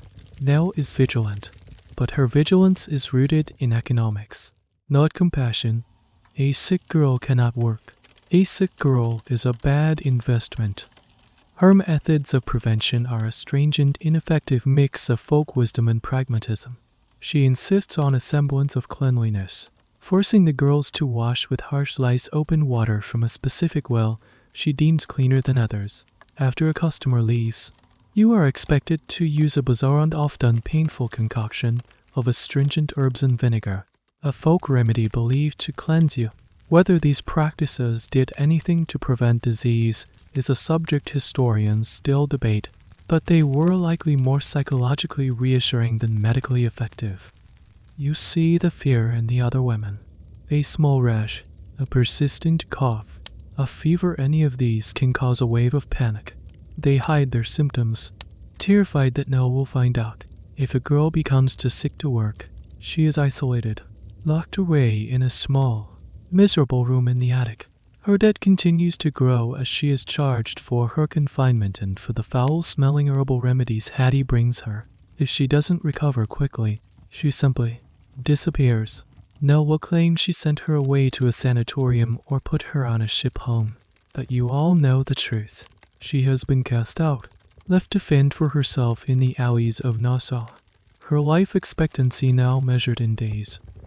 This fear leads to a thriving trade in quack remedies and talismans. You see pirates with small bags of herbs tied around their necks, meant to ward off fevers. A traveling doctor comes to town, selling a miracle elixir that he claims can cure everything from gout to gonorrhea. It's likely just colored water with a heavy dose of alcohol or laudanum, but the desperate pirates buy it eagerly, clinging to any sliver of hope. One of the most peculiar and little-known folk beliefs of the time was the idea of transference. Some believed that an illness could be transferred to an animal or even an object. A man with a fever might be told to sleep with a live chicken on his chest, believing the bird would absorb the sickness. You even hear a whispered story about a pirate captain who paid a woman a fortune not for her company, but simply to sit with him, believing his pox could be passed to her through simple proximity, thereby cleansing him. This wasn't a mainstream medical belief, but in the superstitious world of sailors, such strange ideas took root. You become hyper-aware of your own body, constantly checking for any sign of illness. You learn to distinguish between the different types of coughs among the other women. You pray not for freedom, not for wealth, but for simple, continued health. In the Golden Age of Piracy, the greatest treasure of all was a body free from the invisible sicknesses that haunted the docks and taverns of their lawless world. The baseline level of violence in Nassau is a constant. Though they bar fight here, a knife pulling there, it's part of the town's normal atmospheric pressure. But one night, you witness how quickly that pressure can explode into a full-blown hurricane. It starts, as it so often does, over a game of cards. A group of four pirates from the same crew, men who had been comrades at sea just weeks before, are playing a game of hazard. A fast-paced dice game that was a precursor to modern craps. They're loud, drunk, and the pile of silver coins on the table is growing steadily. The mood is jovial at first, full of boisterous camaraderie. But as the night wears on and the rum flows, the friendly insults start to carry a sharper edge. The flashpoint is a man named Finn, a hot-tempered Irishman with a shock of red hair. He loses a particularly large pot to the ship's gunner, the quiet, powerfully built man named Stone. Finn slams his fist on the table. "You cheated," he roars, his voice cutting through the din of the common room. "I saw you palm the die." Stone looks up slowly, his expression unreadable. "You're drunk." "Finn, go sleep it off. Don't tell me what to do, you cheating dog." Finn scrambles to his feet, knocking his chair over. In one fluid, practiced motion, he draws a long, wicked-looking dagger from his belt. The entire room goes silent. The musicians stop playing mid-tune. All conversations die. Every eye is on the two men. This is the moment where a dispute ceases to be just words. The introduction of steel changes the equation entirely. Nell, who had been behind the bar, begins to move purposefully toward the table. Her bouncer, Silas, detaches himself from the wall near the door, but they are too far away. Stone doesn't flinch. He doesn't even stand up. He just watches Finn, his eyes cold. "Put the knife away. Finn, you don't want to do this." "I'll see you in hell." Finn lunges across the table. What happens next is a blur of brutal, terrifying speed. Stone, still seated, kicks the underside of the table. The heavy oak plank flips upwards, catching Finn in the chest and sending him staggering back. The pile of coins scatters across the floor. In the split second that Finn is off balance, Stone is on his feet. He doesn't draw a knife or a pistol. He grabs a heavy ceramic rum bottle from the table. As Finn recovers and raises his dagger again, Stone brings the bottle down on the side of his head. The sound is not the clean crash you'd expect from a movie. It's a dull, sickening thump, like a melon being dropped on pavement. The bottle doesn't shatter, it just cracks. Finn's eyes go wide with surprise, and then they roll back in his head.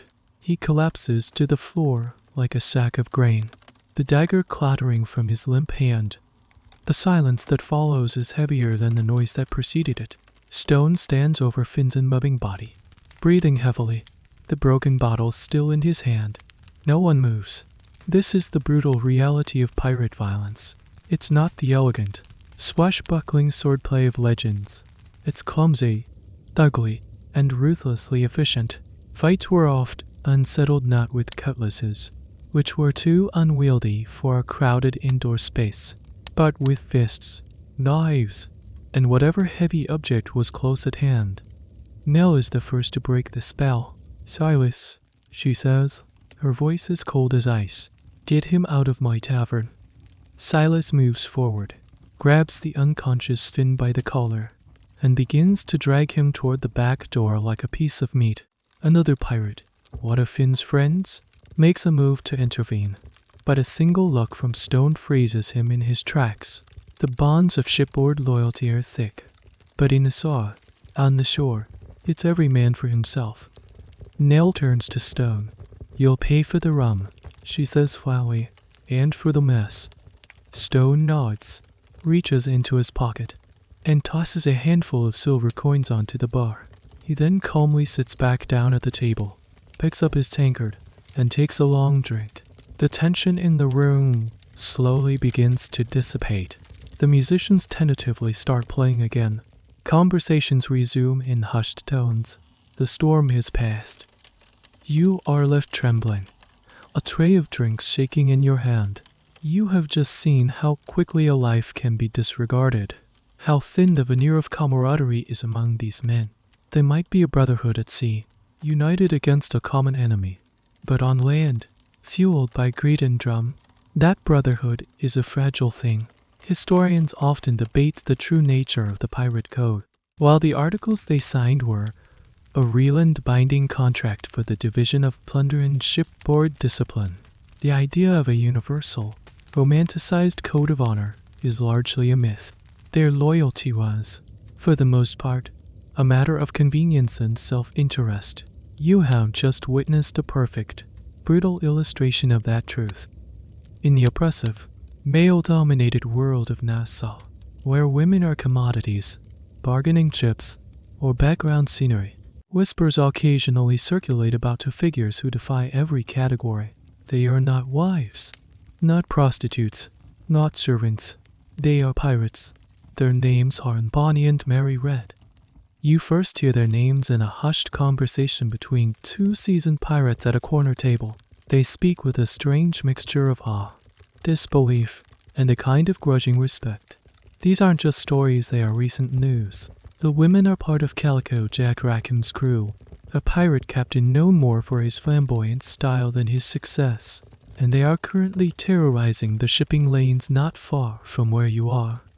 To you and the other women in the grotto, the idea is almost incomprehensible. A woman holding a pistol, wielding a cutlass, standing on the deck of a pirate ship as an equal among men. It sounds like a fairy tale, a wild fantasy. In your world, a woman's power is indirect, subtle, and defensive. It's the power to manipulate, to endure, to survive. The power of Bonnie and Mary Red is direct, violent, and assertive. It's a power you can't even imagine possessing. The stories the pirates tell are sensational. They say Bonnie is the fiery, red-headed lover of Calico Jack himself, that she left her husband for him and fights with the fury of a she-devil. They say Mary Red spent most of her life disguised as a man, serving in the British Army, and only revealed herself as a woman after falling in love with another pirate. They say that, in a fight, these two are more ruthless and more feared than most of the men on the crew. This is one of those rare instances where the historical record, primarily from Captain Charles Johnson's 1724 book, A General History of the Robberies and Murders of the Most Notorious Pirates, is just as dramatic as the legend. The book, a blend of factual accounts and sensationalized tales, is our main source of information on the Golden Age of Piracy, and its accounts of Bonnie and Reed have fascinated people for centuries. Historians still debate the absolute accuracy of Johnson's portrayal. Was he reporting facts, Or was he spicing up his narrative for a readership hungry for scandal? The truth is likely somewhere in between. For the women of the grotto, these stories become a secret obsession.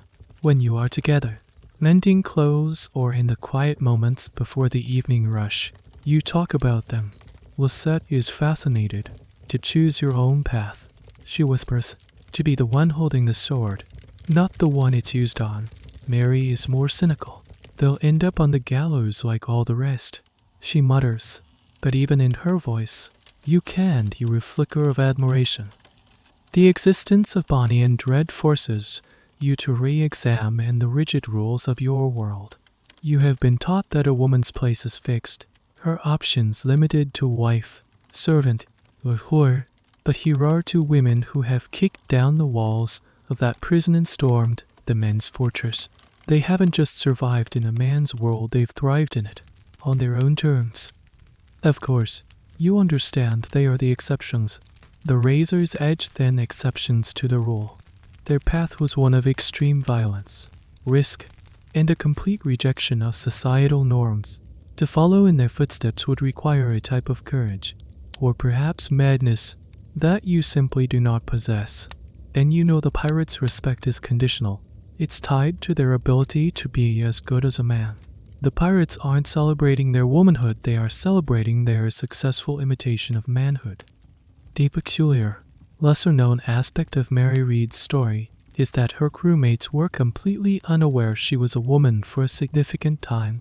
She wore men's clothes, carried herself like a man, and was accepted as one of the crew. According to Johnson's account, her identity was only revealed when Bonnie, also on the ship, developed a friendship with a handsome young Mark and, in a private moment, revealed her own gender, prompting Reed to do the same. It's a story that sounds like something out of a Shakespearean comedy, but it speaks to the fluidity of identity and the chaotic, unconventional societies that formed on pirate ships. The stories of Bonnie and Mary Reed don't offer you a practical path to freedom. You can't simply pick up a pistol and walk out of the grotto. Nell's control is too absolute, and the reality of your situation is too grim. But they offer you something else. They offer you an idea that the roles assigned to you are not immutable laws of nature. They are just roles, and they can be broken. The news of these two female pirates becomes a small, secret flame of defiance in the hearts of the women in the grotto. It doesn't change your daily reality of servitude and fear, but it changes the landscape of your imagination. It plants a seed of possibility, the radical notion that a woman can be the hero of her own story, not just a tragic footnote in a man's. And in a world designed to crush your spirit, the new idea is the most dangerous weapon of all. The hierarchy of fear in Nassau has a very clear structure. At the bottom are the constables and governors appointed by distant kings, figures of mockery. Above them are the successful but generic pirate captains, men like Blackbeard who are respected for their ability to bring in plunder. But at the very pinnacle, in a realm of his own, is one man whose name is spoken with a different kind of reverence. It's a name that can quiet a rowdy tavern and cause a nervous ripple to spread through the entire port. That name is Edward Teach, but no one calls him that. They call him Blackbeard. His legend precedes him. Pirates, who are professional merchants of terror, tell stories about Blackbeard with a sense of genuine awe. They say he is more demon than a man. They say that before a battle, he weaves slow-burning fuses into his massive black beard and hair, so that he wades into the fight wreathed in smoke and fire, looking like a fiend from hell. They say he once shot his own first mate in the leg under the table during a friendly drink, just to remind his crew who was in charge, remarking, "If I did not now and then kill one of them, they would forget who I was." Whether all these stories are true is a matter of historical debate. It's almost certain that Teach was a master of psychological warfare, carefully cultivating a terrifying image to make his enemies surrender without a fight. A bloodless victory was the most profitable kind, no damage to the prize ship, no risk to his own crew. His flag itself was a masterpiece of branding, a horned skeleton spearing a bleeding heart while toasting the devil. It was pure, distilled intimidation. One sweltering afternoon, a series of cannon shots echoes across the bay. It's a salute, not the single shot of a prize being brought in, but a volley. Only a commodore, a captain of a pirate flotilla, would announce his arrival with such arrogance. A murmur goes through the grotto. You and the other women join the pirates crowding the porch. All eyes on the harbor entrance. A massive ship, far larger than a typical pirate sloop, sails into the bay. It's a 40-gun frigate. You hear someone whisper its name with a gasp. The Queen Anne's Revenge. It's Blackbeard's flagship. Following it are two smaller sloops, his consorts. The arrival of this small fleet doesn't bring the usual manic celebration. Instead, a hush falls over Nassau. This is not just a crew coming home with plunder. This is royalty arriving. The very atmosphere of the town shifts. There's a nervous energy, a sense of anticipation mixed with dread.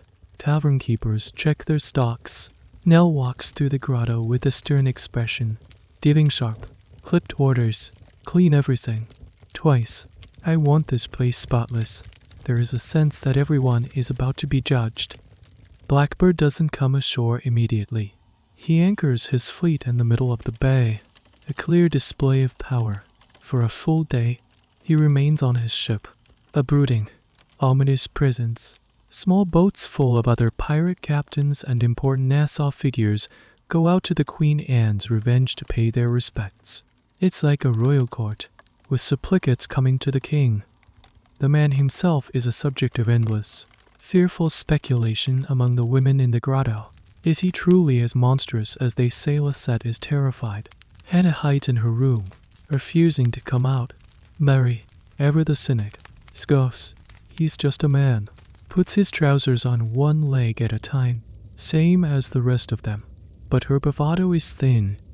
A lesser-known fact about Teach is that before he was Blackbeard, he was a privateer, a state-sanctioned pirate, fighting for the English during the War of the Spanish Succession. It was only after the war ended that he, like many other unemployed sailors, turned to full-blown piracy. He wasn't a born monster, he was a product of a specific time and place, a man who took the skills the state had taught him: violence, sailing, and command, and turned them to his own private enterprise when the state no longer had a use for him. On the second evening, the word comes Blackbeard is coming ashore. He intends to dine at the Mermaid's Grotto. The news sends Nell into a controlled frenzy. The best tables are pushed together. The finest, or at least the least chipped plates and tankards, are brought out. Hattie is in the kitchen, frantically preparing a feast of roast pig. You are all given your instructions. You are to be silent unless spoken to. You are to be quick, efficient, and invisible. And you, Rose, along with Isabella, the Brothel's queen, have been chosen to serve his table. It's not an honor, it's a terrifying responsibility. Your hands tremble as you smooth down the front of your dress.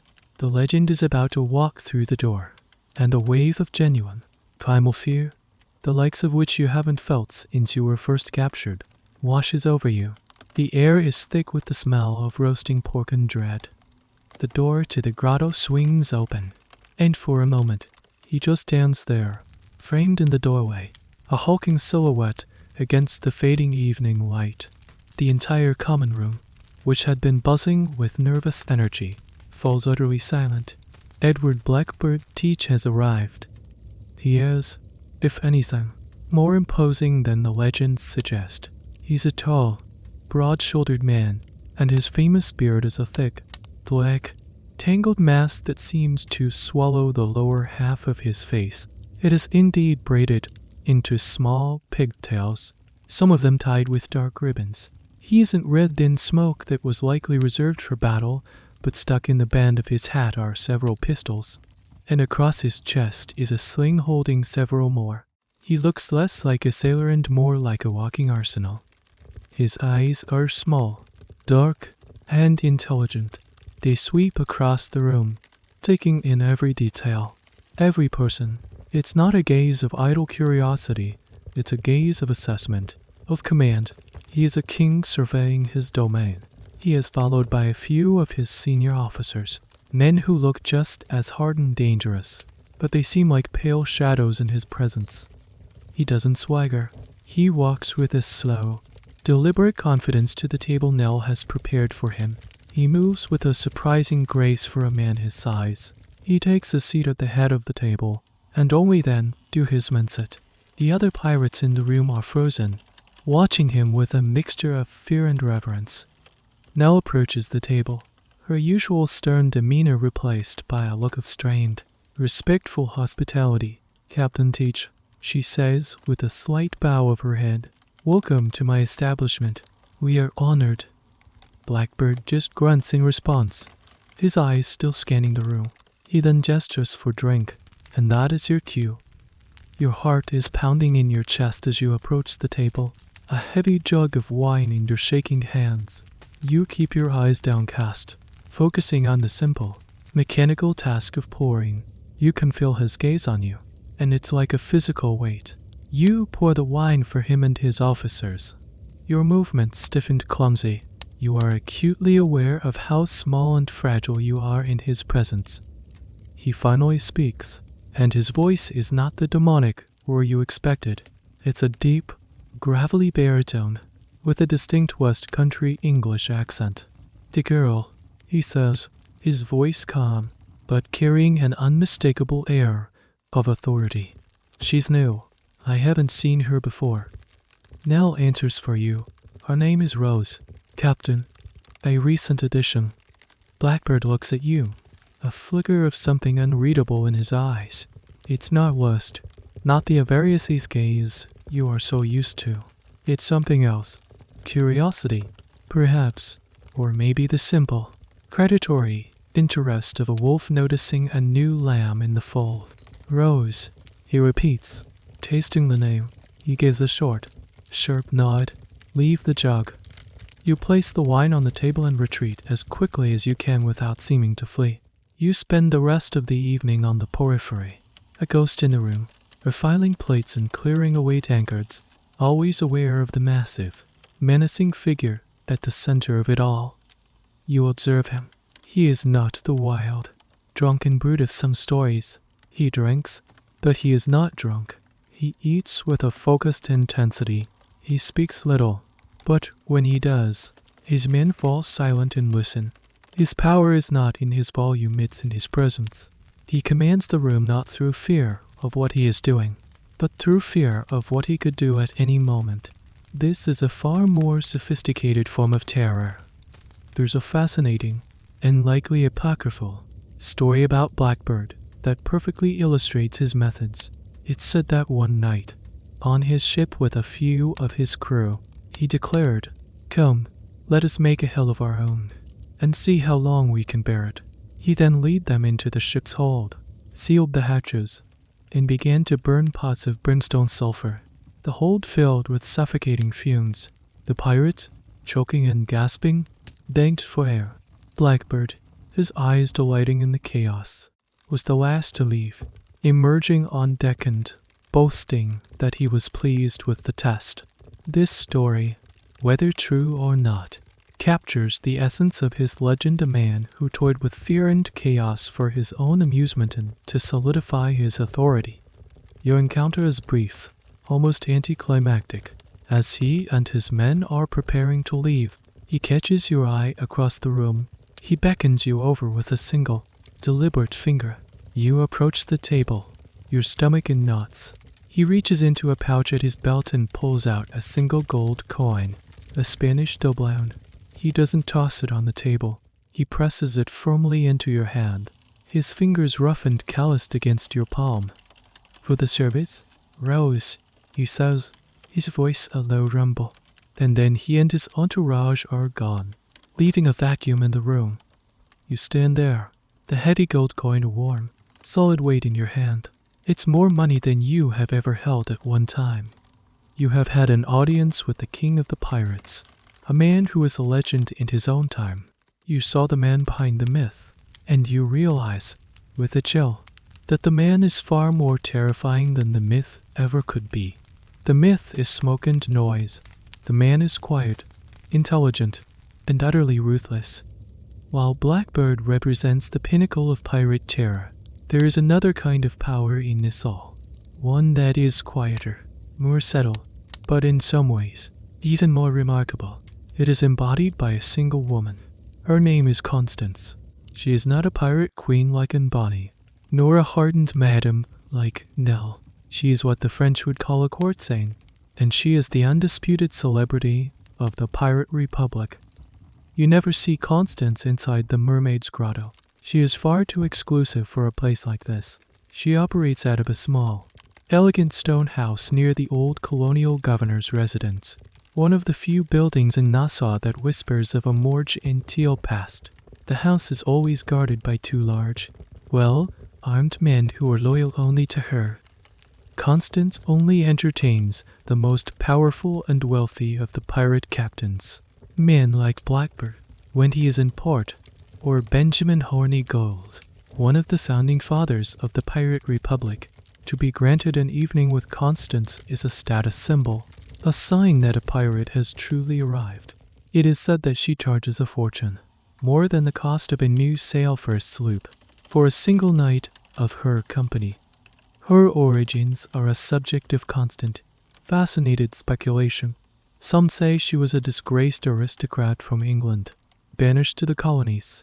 Others whisper that she was the mistress of a wealthy Spanish merchant in Havana, and that she escaped with a chest of his jewels when he was killed by pirates. The truth is a closely guarded secret, which only adds to her mystique. This lack of a clear backstory is a common feature of the few women who gained power in this era. They often had to erase their past to invent a new, more powerful persona for themselves. You see her occasionally when she passes through the main street of Nassau, perhaps on her way to a specific merchant's stall. She moves like a queen, always accompanied by her guards. She wears dresses of fine silken velvet, fabrics that you have only seen in the plundered cargo of ships.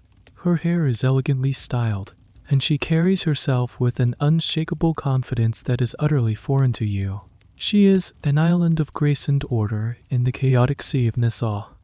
The other women in the grotto watch her with a mixture of envy, and resentment. She thinks she's better than us. Mary scoffs, but there's no real heat in her words. It's an undeniable fact. Constance is better off than you, and she has achieved it by playing the same game, but on a completely different level. You learn that her power does not come merely from her beauty or her charm. It comes from her intelligence. Constance is not just a companion, she is a confidant, an advisor, and a repository of secrets. The pirate captains don't just go to her for pleasure, they go to her for counsel. She is said to be a brilliant conversationalist, fluent in several languages, and to have a keen understanding of politics and trade. In her private rooms, away from the posturing and bravado of the taverns, the most powerful men in the Atlantic let down their guard. They speak to her of their plans, their rivalries, their fears. She knows who is forming an alliance, who is planning to betray whom, and where the next prize might be found. This makes her one of the most informed, and therefore one of the most powerful people in Nassau. Knowledge is power, and Constance has made herself the central hub of information in the pirate world. Historians have long speculated about the role of these high-status courtesans in pirate havens, while concrete evidence is scarce, as these relationships were by their nature private. It's logical to assume that intelligent women in these positions would have wielded significant soft power. They were the unofficial diplomats and spy masters of the Pirate Republic. One afternoon, you get a closer glimpse of her operation. Nell sends you on an errand to deliver a small, sealed package to Constance's house. It's a bottle of a rare French perfume that Nell acquired from a captured ship. It's a professional courtesy, a tribute from one queen to another. You approach the house with trepidation. One of the guards stops you, his hand resting on the hilt of his cutlass. You explain your purpose, and he disappears inside. He returns a moment later and beckons you in. You are not taken to the main rooms, but to a small side entrance that leads to the kitchens, and there, for a brief moment, you see Constance herself. She is not in one of her fine gowns, but in a simple, practical dress, overseeing the preparation of a meal. She is speaking in rapid, fluent Spanish to her cook. She looks up and sees you. Her gaze is not unkind, but it is piercing, analytical. She assesses you in an instant. "Thank no for me," she says, her English perfect, her voice calm and musical. She hands you a small coin for your trouble, and that's it. You are dismissed. Walking back to the grotto, the coin heavy in your pocket, you understand the difference between her and Nell. Nell's power is built on deadened fear, on controlling a stable of captive women. It's a grim, defensive power. Constance's power is built on aspiration and exclusivity. She has made herself a luxury good, a rare commodity that men compete for. She has turned the system on its head. Instead of being owned, she has made herself the one who is sought after, the one who sets the terms. She is not just a survivor of this world, she is one of its masters. She is the exception that proves the miserable rule of your own existence. A dazzling, unattainable star in the filthy Nassau sky. The idea of escape is a constant, flickering candle in the darkest corners of your mind. It's a dangerous thought, one you try to extinguish, because hope is a liability in a place like this. But you see the same thought in the eyes of the other women. You see it in the way Lisette stares out at the sea, or in the desperate, calculating way Mary counts the few coins she manages to hide from Nell. Most of the time, the idea is just a fantasy. Where would you go? How would you get there? You are on an island controlled by pirates, with no money, no allies, and a face that is now known. To run would be suicide, but desperation can make people foolish. One of the newer girls, a young English woman named Alice, decides to make a run for it. Alice is quiet and timid, and she has been struggling to adapt to the brutal realities of the grotto. She is constantly fined by Nell for her hesitance and is a frequent target for the cruelest customers. You see her spirit being crushed, day by day. Her plan is born of pure desperation. There is a small merchant sloop in the harbor, a smuggler from the American colonies, due to leave on the morning tide. In a moment of naive courage, Alice begs the ship's captain to take her with him. She promises him anything, her services for the entire journey, a lifetime of servitude if he will just get her away from Nassau. The captain, perhaps feeling a flicker of pity or perhaps seeing a low-risk, high-reward opportunity, agrees. He tells her to meet him on the beach an hour before dawn. Alice tells no one of her plan, but you see the frantic, hopeful terror in her eyes all night. She performs her duties with a strange, feverish energy. She is almost manic with the proximity of her imagined freedom. In the pre-dawn darkness, she slips out of the grotto. You are awake, lying on your cot. Then you hear the faint creak of the back door.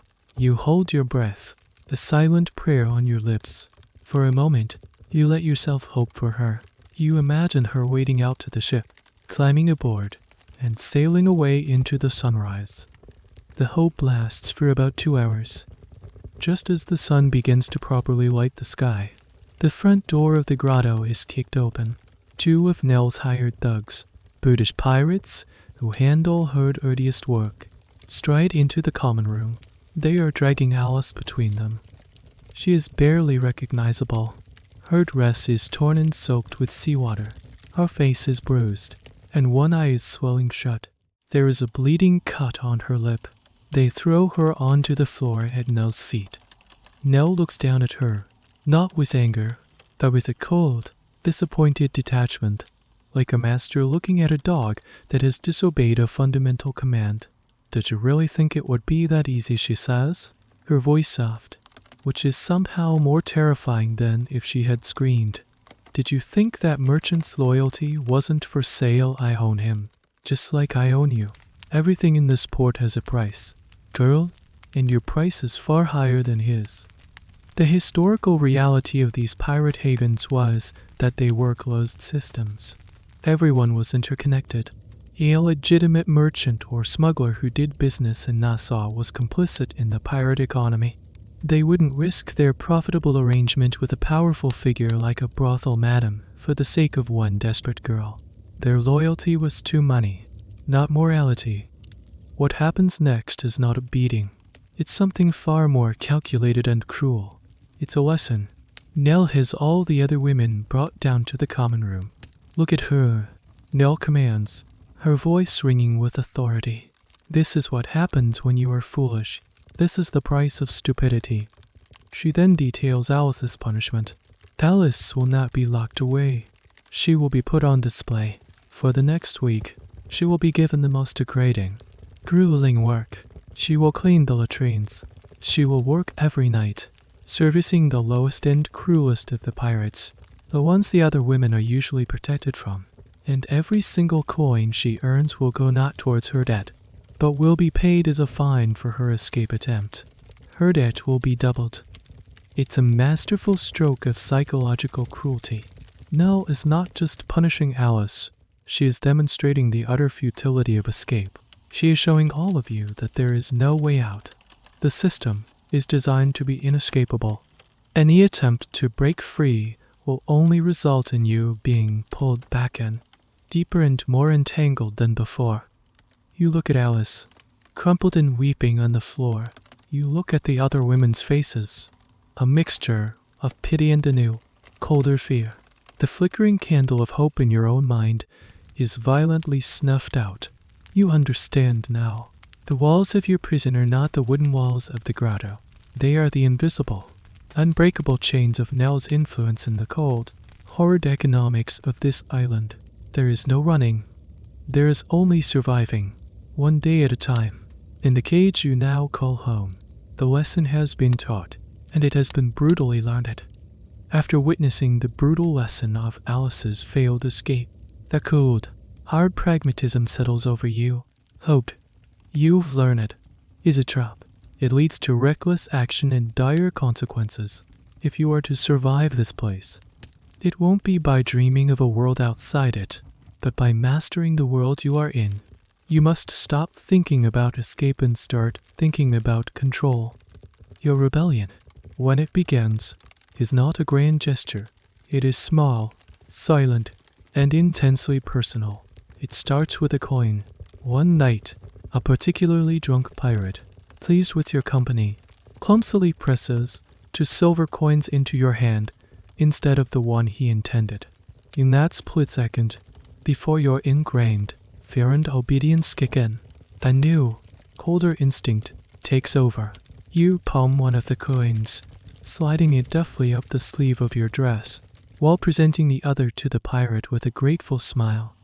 Later, when you stand before Nell to empty your pockets, you hand over the single coin. Your heart is hammering against your ribs. You are certain she can see the lie in your eyes, that she can sense the hidden weight in your sleeve. But she is busy. The grotto is loud, and she simply nods, makes a note in her ledger, and moves on. You have gotten away with it. The feeling is not one of elation. It's a terrifying, exhilarating surge of power. It's the first decision you have made for yourself, the first secret you have kept since you set foot in this place. Finding a place to hide the coin is your next challenge. There is no privacy in the grotto. Nell has been known to search the girls' rooms. You can't keep it on your person. Then, you remember the small, grimy window in your room. The wooden shutter is old and slightly rotten at the bottom. You work at it for days, using a splinter of wood to slowly, patiently dig out the small hollow in the decaying frame. It's a tiny, almost invisible cavity. Late at night, you wrap your single, precious coin in a scrap of cloth and push it deep into the hidden space. It's your secret, your first act of defiance. This small victory emboldens you. You begin to learn the system not just to survive it, but to exploit it. You become a master of the subtle art of the skim, a pirate too drunk to count his change, a dropped coin in the straw-covered floor that you can cover with your foot and retrieve later, a small trinket, a silver button, or a cheap ring that you can accidentally lose, only to hide it away in your secret cache. This was a common, if incredibly risky, form of resistance for people in bondage throughout history. Slaves on plantations, prisoners in labor camps, they would find small ways to reclaim a fraction of the value that was being stolen from them. Historians who study these hidden transcripts of resistance argue that these small acts were not just about economic gain, they were about preserving a sense of self, of agency, in a system designed to strip it all away. You become a more astute observer than ever before. You learn to identify the pirates who are the most careless with their money. You perfect the art of distracting a man at the precise moment he is paying, causing him to miscount. You are not just a passive victim anymore, you are an active player in a dangerous game. Your hoard grows, coin by coin, trinket by trinket. It's a pathetic treasure, a handful of silver hidden in a rotten window frame. It's not enough to buy your freedom. It's not enough to bribe a ship's captain. You know this, but that's not its purpose. Its purpose is psychological. Every time you add a coin to your stash, you are reclaiming a tiny piece of your own life. You are creating value that belongs only to you. That is outside of Null's ledger. Your rebellion also takes other forms. You learn to use information as a currency. You listen to the drunken boasts of the pirates. You learn which crews are feuding, which captains are untrustworthy. You subtly pass this information to the other women. A quiet word to Lucette avoid Captain Unage's crew tonight. They lost a ship and are in a foul mood. I hint to Mary the first mate on the Sea Wolf is looking for a new cook. Your brother might be interested if he's still in port.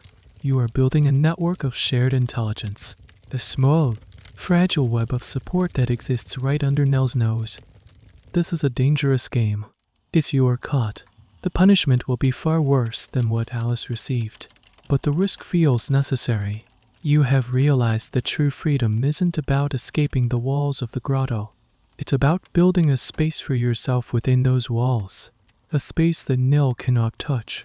Your secret hoard of coins and your whispered network of information are the foundations of that space. It's a small rebellion, a quiet war waged in whispers and shadows. But it is yours, and for the first time in a very long time, you feel something other than fear. You feel a flicker of control. The Golden Age of Piracy, for all its romantic swagger, was a remarkably short-lived phenomenon. It was a brief, chaotic flare-up that lasted little more than a decade, from roughly 1713 to the mid-1720s, and you are about to witness the beginning of its end. The news arrives in Nassau not with a cannon shot, but as a rumor, carried by a merchant ship from Jamaica. The rumor spreads through the taverns and brothels like a fever. The king, George I, has had enough of the pirate menace that is crippling trade in the colonies. He has appointed a new governor for the Bahamas, a man with a fearsome reputation and a singular mission to eradicate piracy from its heartland. His name is Wood S. Rogers. The pirates laugh it off at first. They have seen governors come and go. They are toothless figureheads, easily bribed or intimidated. But the rumors about Rogers are different. He's not just a politician, he's a former privateer himself. A celebrated hero who once circumnavigated the globe and captured a Spanish treasure galleon. He knows their world. He understands their tactics. And then comes the most shocking part of the news. Rogers is coming to Nassau with a fleet of Royal Navy warships. But he is not just bringing cannons and marines. He is bringing a document, the King's Pardon. A full and complete pardon for any pirate who surrenders their arms and renounces their life of crime by a certain deadline. It's an offer of total amnesty. Piracy, robbery, desertion all forgiven. The arrival of this news sends the pirate world into a state of absolute chaos and division. It's a brilliant strategic move, a psychological wedge driven right into the heart of the pirate brotherhood. Suddenly, every pirate has a choice to make, a choice that will determine their fate. The grotto becomes a hotbed of frantic debate. The common room is filled with pirates arguing, shouting, and making desperate, drunken speeches. Two distinct factions emerge. The first are the pardoners. These are often the older, more weary pirates, men who have seen enough bloodshed, men who are tired of the constant risk and the ever-present threat of the gallows, men like Jacob, Nell's old friend, who took a similar offer years ago. They see the pardon as a golden opportunity, a one-time chance to wash the slate clean and return to a normal life without looking over their shoulder for the rest of their days. They talk of settling down, of buying a small plot of land, of rejoining the world they once abandoned. The second faction are the diehards. These are the true believers in the pirate life, men who despise the authority of kings and governments. They are led by the most infamous and uncompromising captains, men like Charles Vane. They see the pardon not as an act of mercy, but as a trick, a sign of weakness from a corrupt system they despise. They sneer at the pardoners, calling them cowards and traitors. To live a short life and a merry one is their rallying cry. They would rather hang as free pirates than live as pardoned slaves. The division is vicious and personal. Men who were once shipmates, who fought back to back against the Spanish, now look at each other with suspicion and contempt. Friendships are shattered. Crews are split down the middle. The unified, anarchic front of the pirate republic begins to crumble from within. For you and the women of the grotto, the situation is complex and terrifying. Your fate is tied to the pirates. If they all accept the pardon and disperse, what happens to this place, what happens to you, Nell, is a vortex of nervous energy, her face a mask of anxious calculation. Her entire business model is built on the steady flow of pirate plunder. If that river dries up, she is ruined. You listen to the arguments, trying to divine the future from the drunken pronouncements. The question of whether these pardons were genuinely offered out of mercy or were simply a cost-effective way to break the pirates' syndicates is still debated by historians. Most agree it was a pragmatic mix of both. It was cheaper to pardon hundreds of pirates than to hunt them all down, and it effectively turned the pirate community against itself. The diehards, led by the furious Charles Vane, make a grand, defiant gesture. They vow to fight Roger's fleet when it arrives, but their bravado is brittle. You see the fear in their eyes. They know they are outnumbered and outgunned.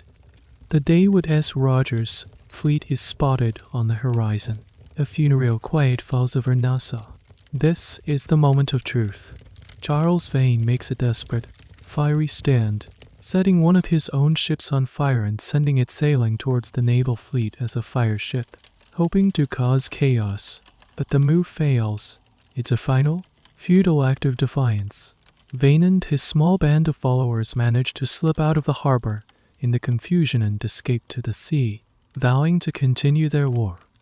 But for the hundreds of pirates who remain, the choice is made. As would S. Rogers steps ashore, a symbol of the law and order they once mocked. They line up on the beach, throw down their weapons, and accept the king's pardon. The party is over. The Golden Age of Piracy, in Nassau at least, has just been brought to a swift and ignominious end, and you are left standing in the ruins of the old world, terrified of what the new one will bring. The transformation of Nassau is swift and jarring. The arrival of Governor Wood S. Rogers and the Royal Navy acts like a harsh chemical agent, clarifying the muddy, chaotic waters of the pirate republic. The town you knew, a place of anarchic freedom and constant, low-grade warfare, begins to calcify into something resembling civilization, and it's a deeply unsettling process. The first change is the sound. The constant, random crack of pistol fire vanishes, replaced by the organized, rhythmic tramp of marching soldiers. The drunken sea shanties that used to echo through the streets day and night are silenced.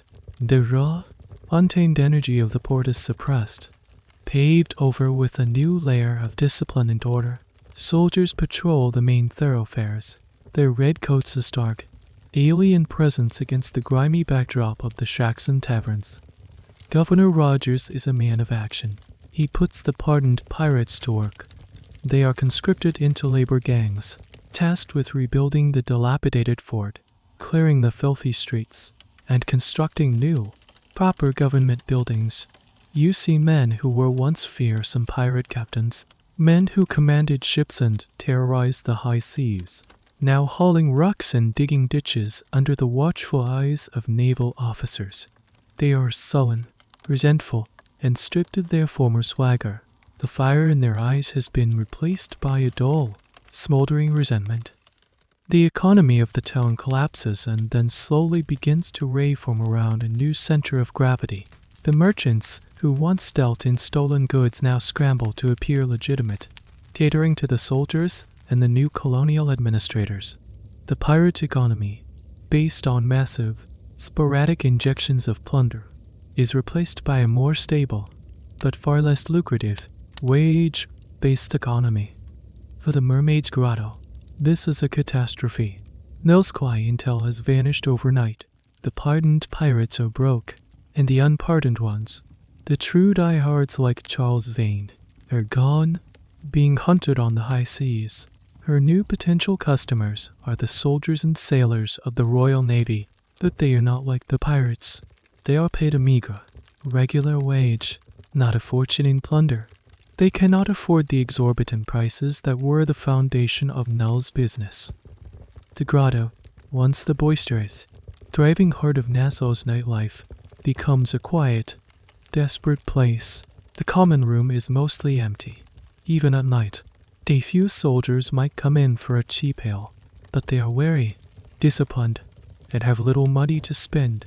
The river of rum has dried up, leaving behind a cracked riverbed of deadened anxiety. Nell is forced to adapt. She lowers her prices drastically. She tries to rebrand the grotto as a respectable tavern for soldiers, but the building itself seems to resist, stained as it is with the memory of too much sin and violence.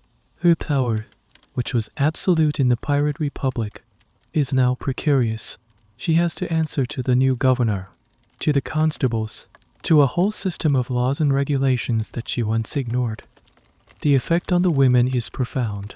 The work is less constant, but the desperation is greater. With less income, Nell tightens her grip, squeezing every last penny out of you. The cost of food and lodging remains the same, even as your earnings plummet. The math of your debt, which was already impossible, now becomes a cruel joke. Some of the women see the changing tide as an opportunity. A few of the more conventionally attractive girls manage to attract the attention of naval officers, becoming their mistresses. It's a lateral move, trading one form of servitude for another, but it offers a degree of security and a step up in the new social hierarchy. Lucette, with her quiet charm, catches the eye of a young lieutenant and leaves the grotto. You feel a pang of jealousy, but also a genuine flicker of hope for her. The historical transition of pirate havens into civilized colonial ports is a fascinating study in urban development and social engineering. Places like Nassau and Port Royal were effectively tamed and repurposed, but this civilization process was often brutal for the underclass, particularly for women whose livelihoods were tied to the old, illicit economy. They were often the unseen casualties of progress. Historians still debate whether the lives of these women improved or worsened after the pirates were gone. While the immediate, daily threat of violence may have decreased, their economic precarity often intensified, leaving them with even fewer options than before. You watch as the Golden Age of Piracy doesn't just fade, it gets dismantled. Piece by piece, the famous pirate captains are hunted down. You hear news that Blackbeard was finally cornered and killed in a bloody battle off the coast of North Carolina. They say he fought like a demon, sustaining numerous sword and gunshot wounds before he finally fell. His head was severed and hung from the bowsprit of the naval sloop as a warning to all others. The legend has been slain, and his death feels like the final nail in the coffin of the era. The age of pirate kings is over. The age of clerks and governors has begun, and you are trapped between the two, a relic of a dead world, trying to figure out how to survive in the new one. The decline of the grotto accelerates, with the pirate economy shattered and the new colonial government imposing a fragile order. Nell's business is dying a slow, painful death. The flow of easy money has stopped, and her ledger, once a source of absolute power, is now just a record of mounting, unpayable debts, both her own and those of the women she holds captive. Nell herself seems to wither. The formidable, iron-willed madam he knew is replaced by a bitter, anxious woman. Her authority, once unquestioned, is now constantly challenged by the new realities of Nassau. She spends her days in a cloud of cheap gin, her nights staring at the empty tables in her common room. The armor of cruelty and calculation she wore for so long has cracked, revealing the desperate, frightened woman underneath. Her health, never robust, begins to fail rapidly. A persistent cough double racks her body. Her skin takes on a pale, waxy sheen. She is consumed by the same diseases that she once managed with such cold pragmatism in her girls. The fortress she built for herself has become her tomb. One evening, she doesn't come down from her room. Hattie, her silent, long-suffering cook, finds her. Nell is dead. She died as she lived, alone in a room above a tavern, surrounded by the ghosts of her past and the records of her debts. Her death sends a shockwave through the small, diminished community of the grotto. For you and the few remaining women, the first reaction is not joy, but a cold, terrifying uncertainty. Nell was your jailer, but she was also the axis around which your entire world revolved. Without her, what happens? The grotto has creditors. The building itself is likely mortgaged. You are all, technically, part of her assets. Your debts listed in her ledger. The fear is that you will simply be sold off to another proprietor, or worse, thrown out onto the street. In the midst of this chaos, you make a bold move. It's a gamble born not of courage, but of the cold, hard education you've received in the years since you arrived. You go to her room. It's the first time you've ever been inside. It's sparse and joyless, dominated by a large, sturdy desk, and on that desk is the source of all your misery and all her power, the ledger. With trembling hands, you open it. You look at the pages filled with names, dates, and figures. You see your own name, Rose, and the impossibly large number next to it. You see the names of all the other girls who have passed through this place. It's a book of bondage. Your first instinct is to throw it into the fire, to burn the record of your servitude. But then, a more calculated thought takes hold, a thought worthy of Nell herself. You don't burn the book. You take it, and you also find what you are looking for in a small, locked box under her bed. Your hidden hoard of coins, painstakingly gathered over the years, is suddenly not your only capital. You are no longer just Rose, the captive. You have a new, precarious identity. You are the woman who holds the bucks. You go to the other women, Mary, Hannah, and the two others who remain. You show them the ledger. You explain the situation. The grotto will be seized. They will all be cast out. But you have a plan. You take your small, secret hoard of coins your rebellion funded you. Use it not to run, but to buy in. You go to Nell's primary creditor, a weasel-eye merchant who holds the mortgage on the building. He assumes he will be taking over the establishment, but you present him with an offer. You show him the ledger. You explain that you know how to run this business. You know the clientele. You know the suppliers. You can make the grotto profitable again, in a smaller, more modest way, catering to the soldiers and sailors. You will pay him a significant portion of the weekly take to pay off Nell's debt. He is skeptical. Why should he trust you? This is where you play your final, coldest card. You open the ledger to the pages detailing the debts of the most powerful men in the old Nassau.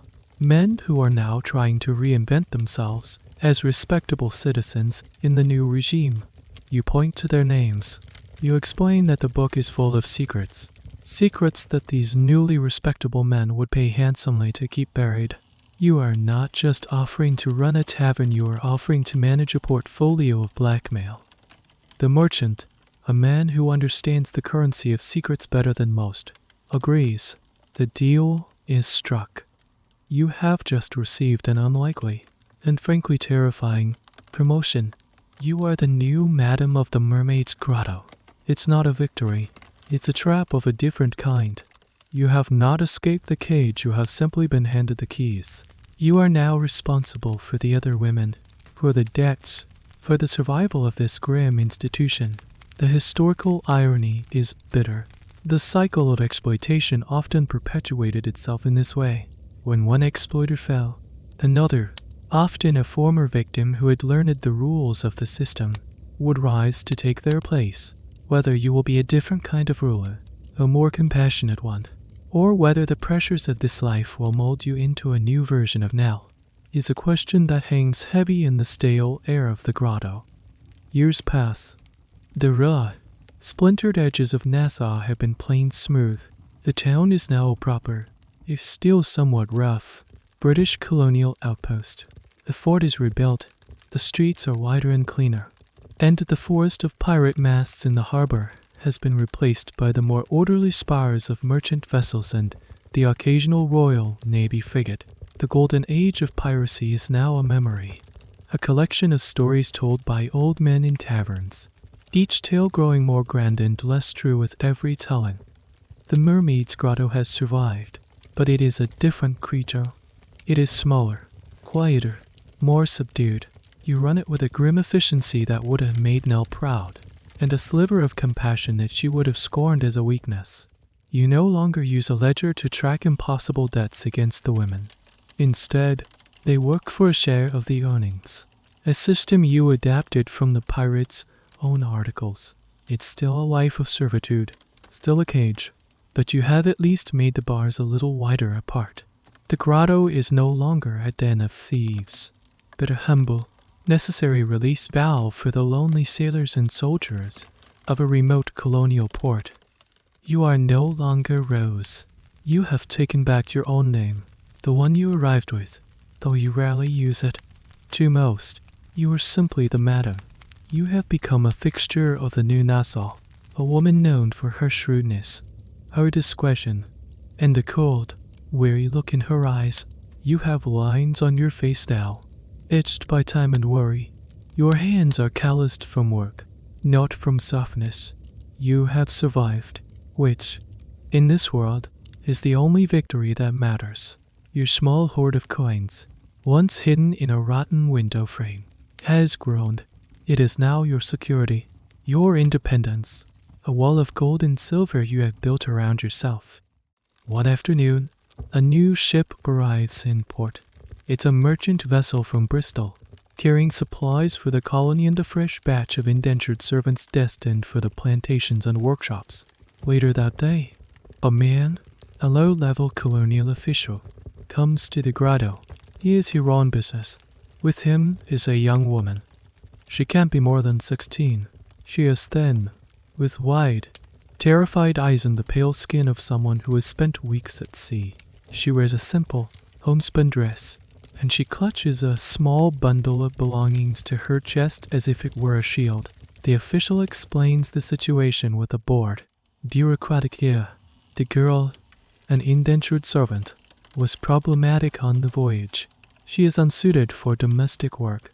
Her contract has been sold to him, and he, in turn, is selling it to you. He sees you not as a madam, but as someone who runs a boarding house for single women, a convenient fiction that the new, respectable Nassau maintains.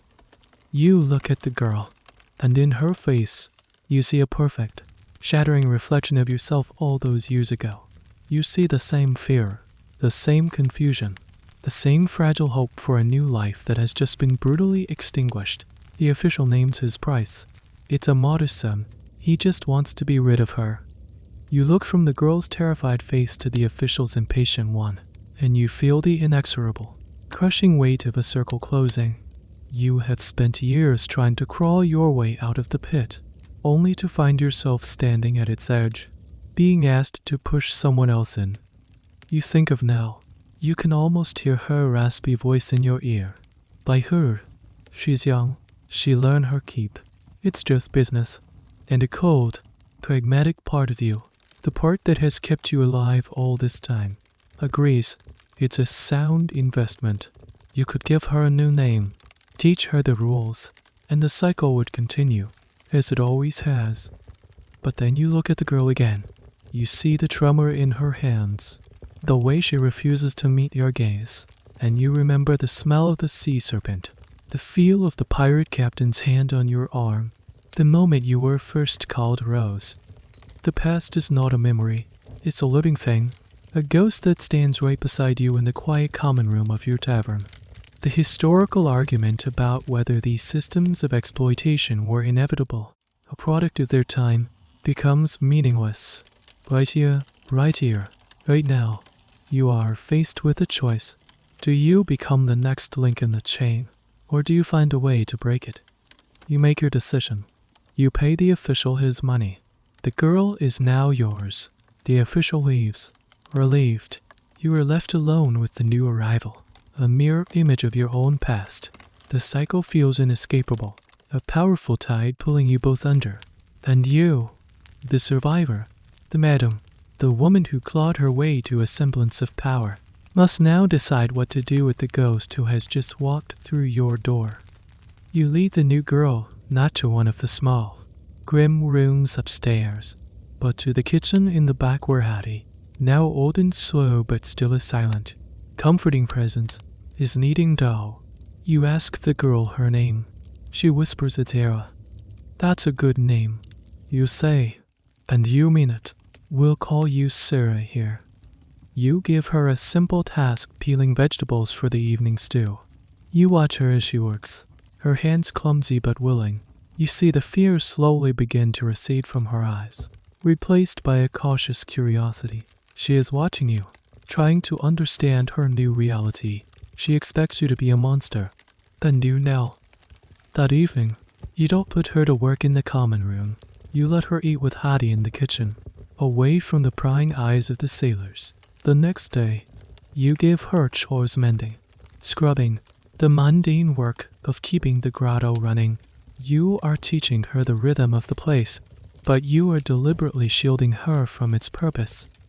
Mary, who is now your trusted second in command, a position she holds with a weary, cynical competence, pulls you aside. What are you doing, she asks, her voice low. She's not earning her keep. You paid for her contract. She has a debt. I know, you reply, your voice firm. The debt is to me. I will decide how it is paid. You are walking a tightrope. You are still running a business that preys on women. You cannot simply turn the grotto into a charity. But you can, perhaps, change its function. You can make it a refuge, a way station, a place where a woman can catch her breath before moving on. A few weeks later, a respectable family, the candlemaker and his wife, come to you. Their serving girl has fallen ill and they need help in their shop and home. They are kind, decent people. You introduce them to Sarah. You explain that Sarah is a good worker and that you will vouch for her character. You essentially broker a new indenture for her, this time to a safe, respectable home. You transfer her debt to the candlemaker, but you structure it fairly, as a simple repayment for her contract price, with no inflated costs for room and board. You have given her what you never had a chance, the real one. This becomes your new, secret business model. You use the grotto's unsavory reputation as a shield. The authorities and officials of Nassau think you are just a madam, and they leave you alone. But you become a broker of last resort for women who fall through the cracks. You use your network, your knowledge of the town, and the money you have accumulated to find them safe passage, to place them in real jobs, to give them a foothold in this new world. It's a dangerous, complicated game. You are still, in essence, a dealer in human lives, but you have changed the terms of the trade. The historical narrative of the Golden Age of Piracy is almost exclusively male. It's a story of rebellious men Blackbeard, Calico Jack, Charles Vane fighting against the tyranny of kings and captains. It's a story of freedom, however brutal and short-lived. But you know the truth. You know that for every pirate who found a fleeting, violent freedom, there were countless women like you, like Cosette, like Sarah, whose own freedom was the price. Their stories weren't ever recorded in the grand histories. They were footnotes, collateral damage in the wars of men. You sit in your quiet tavern late at night, long after the last sailor has stumbled out into the darkness. You look at the ledger notes that you owned, filled with new names and different kinds of transactions. You think about the pirates, now romantic legends. History will remember their flags, their battles, their defiant last words on the gallows. They will be immortalized as rebels and downtie heroes. That who will remember the women, who will remember the cost of their revelry, who will remember the quiet, desperate survival in the back rooms of places like this. The academic world will, centuries later, try to piece together your lives from fragmented court records and shipping manifests, debating the nature of your agency and your suffering, that they will never truly know. You are the ghost at their glorious feast. You are the one who cleaned up the mess. You reflect on the fact that history is not the story of what happened, but the story of who gets to tell it. And the women of the grotto, the women of Nassau, the forgotten women of the pirate age, were silenced. Their stories died with them, whispered into the humid Caribbean air and then lost forever. You are one of the few who knows the truth, a silent witness to the price of a legend. Your survival is your testimony, even if no one is left to hear it. The world of the grotto begins to dissolve, the sharp edges of its memory softening as you drift deeper now. The smoky haze of the common room thins into a gentle fog, and the raucous shouts of pirates fade into a distant, rhythmic murmur, like the gentle lapping of waves on a far-off shore. The heavy weight of the gold coins, the scratch of the ledger's pages, the fear and the struggle.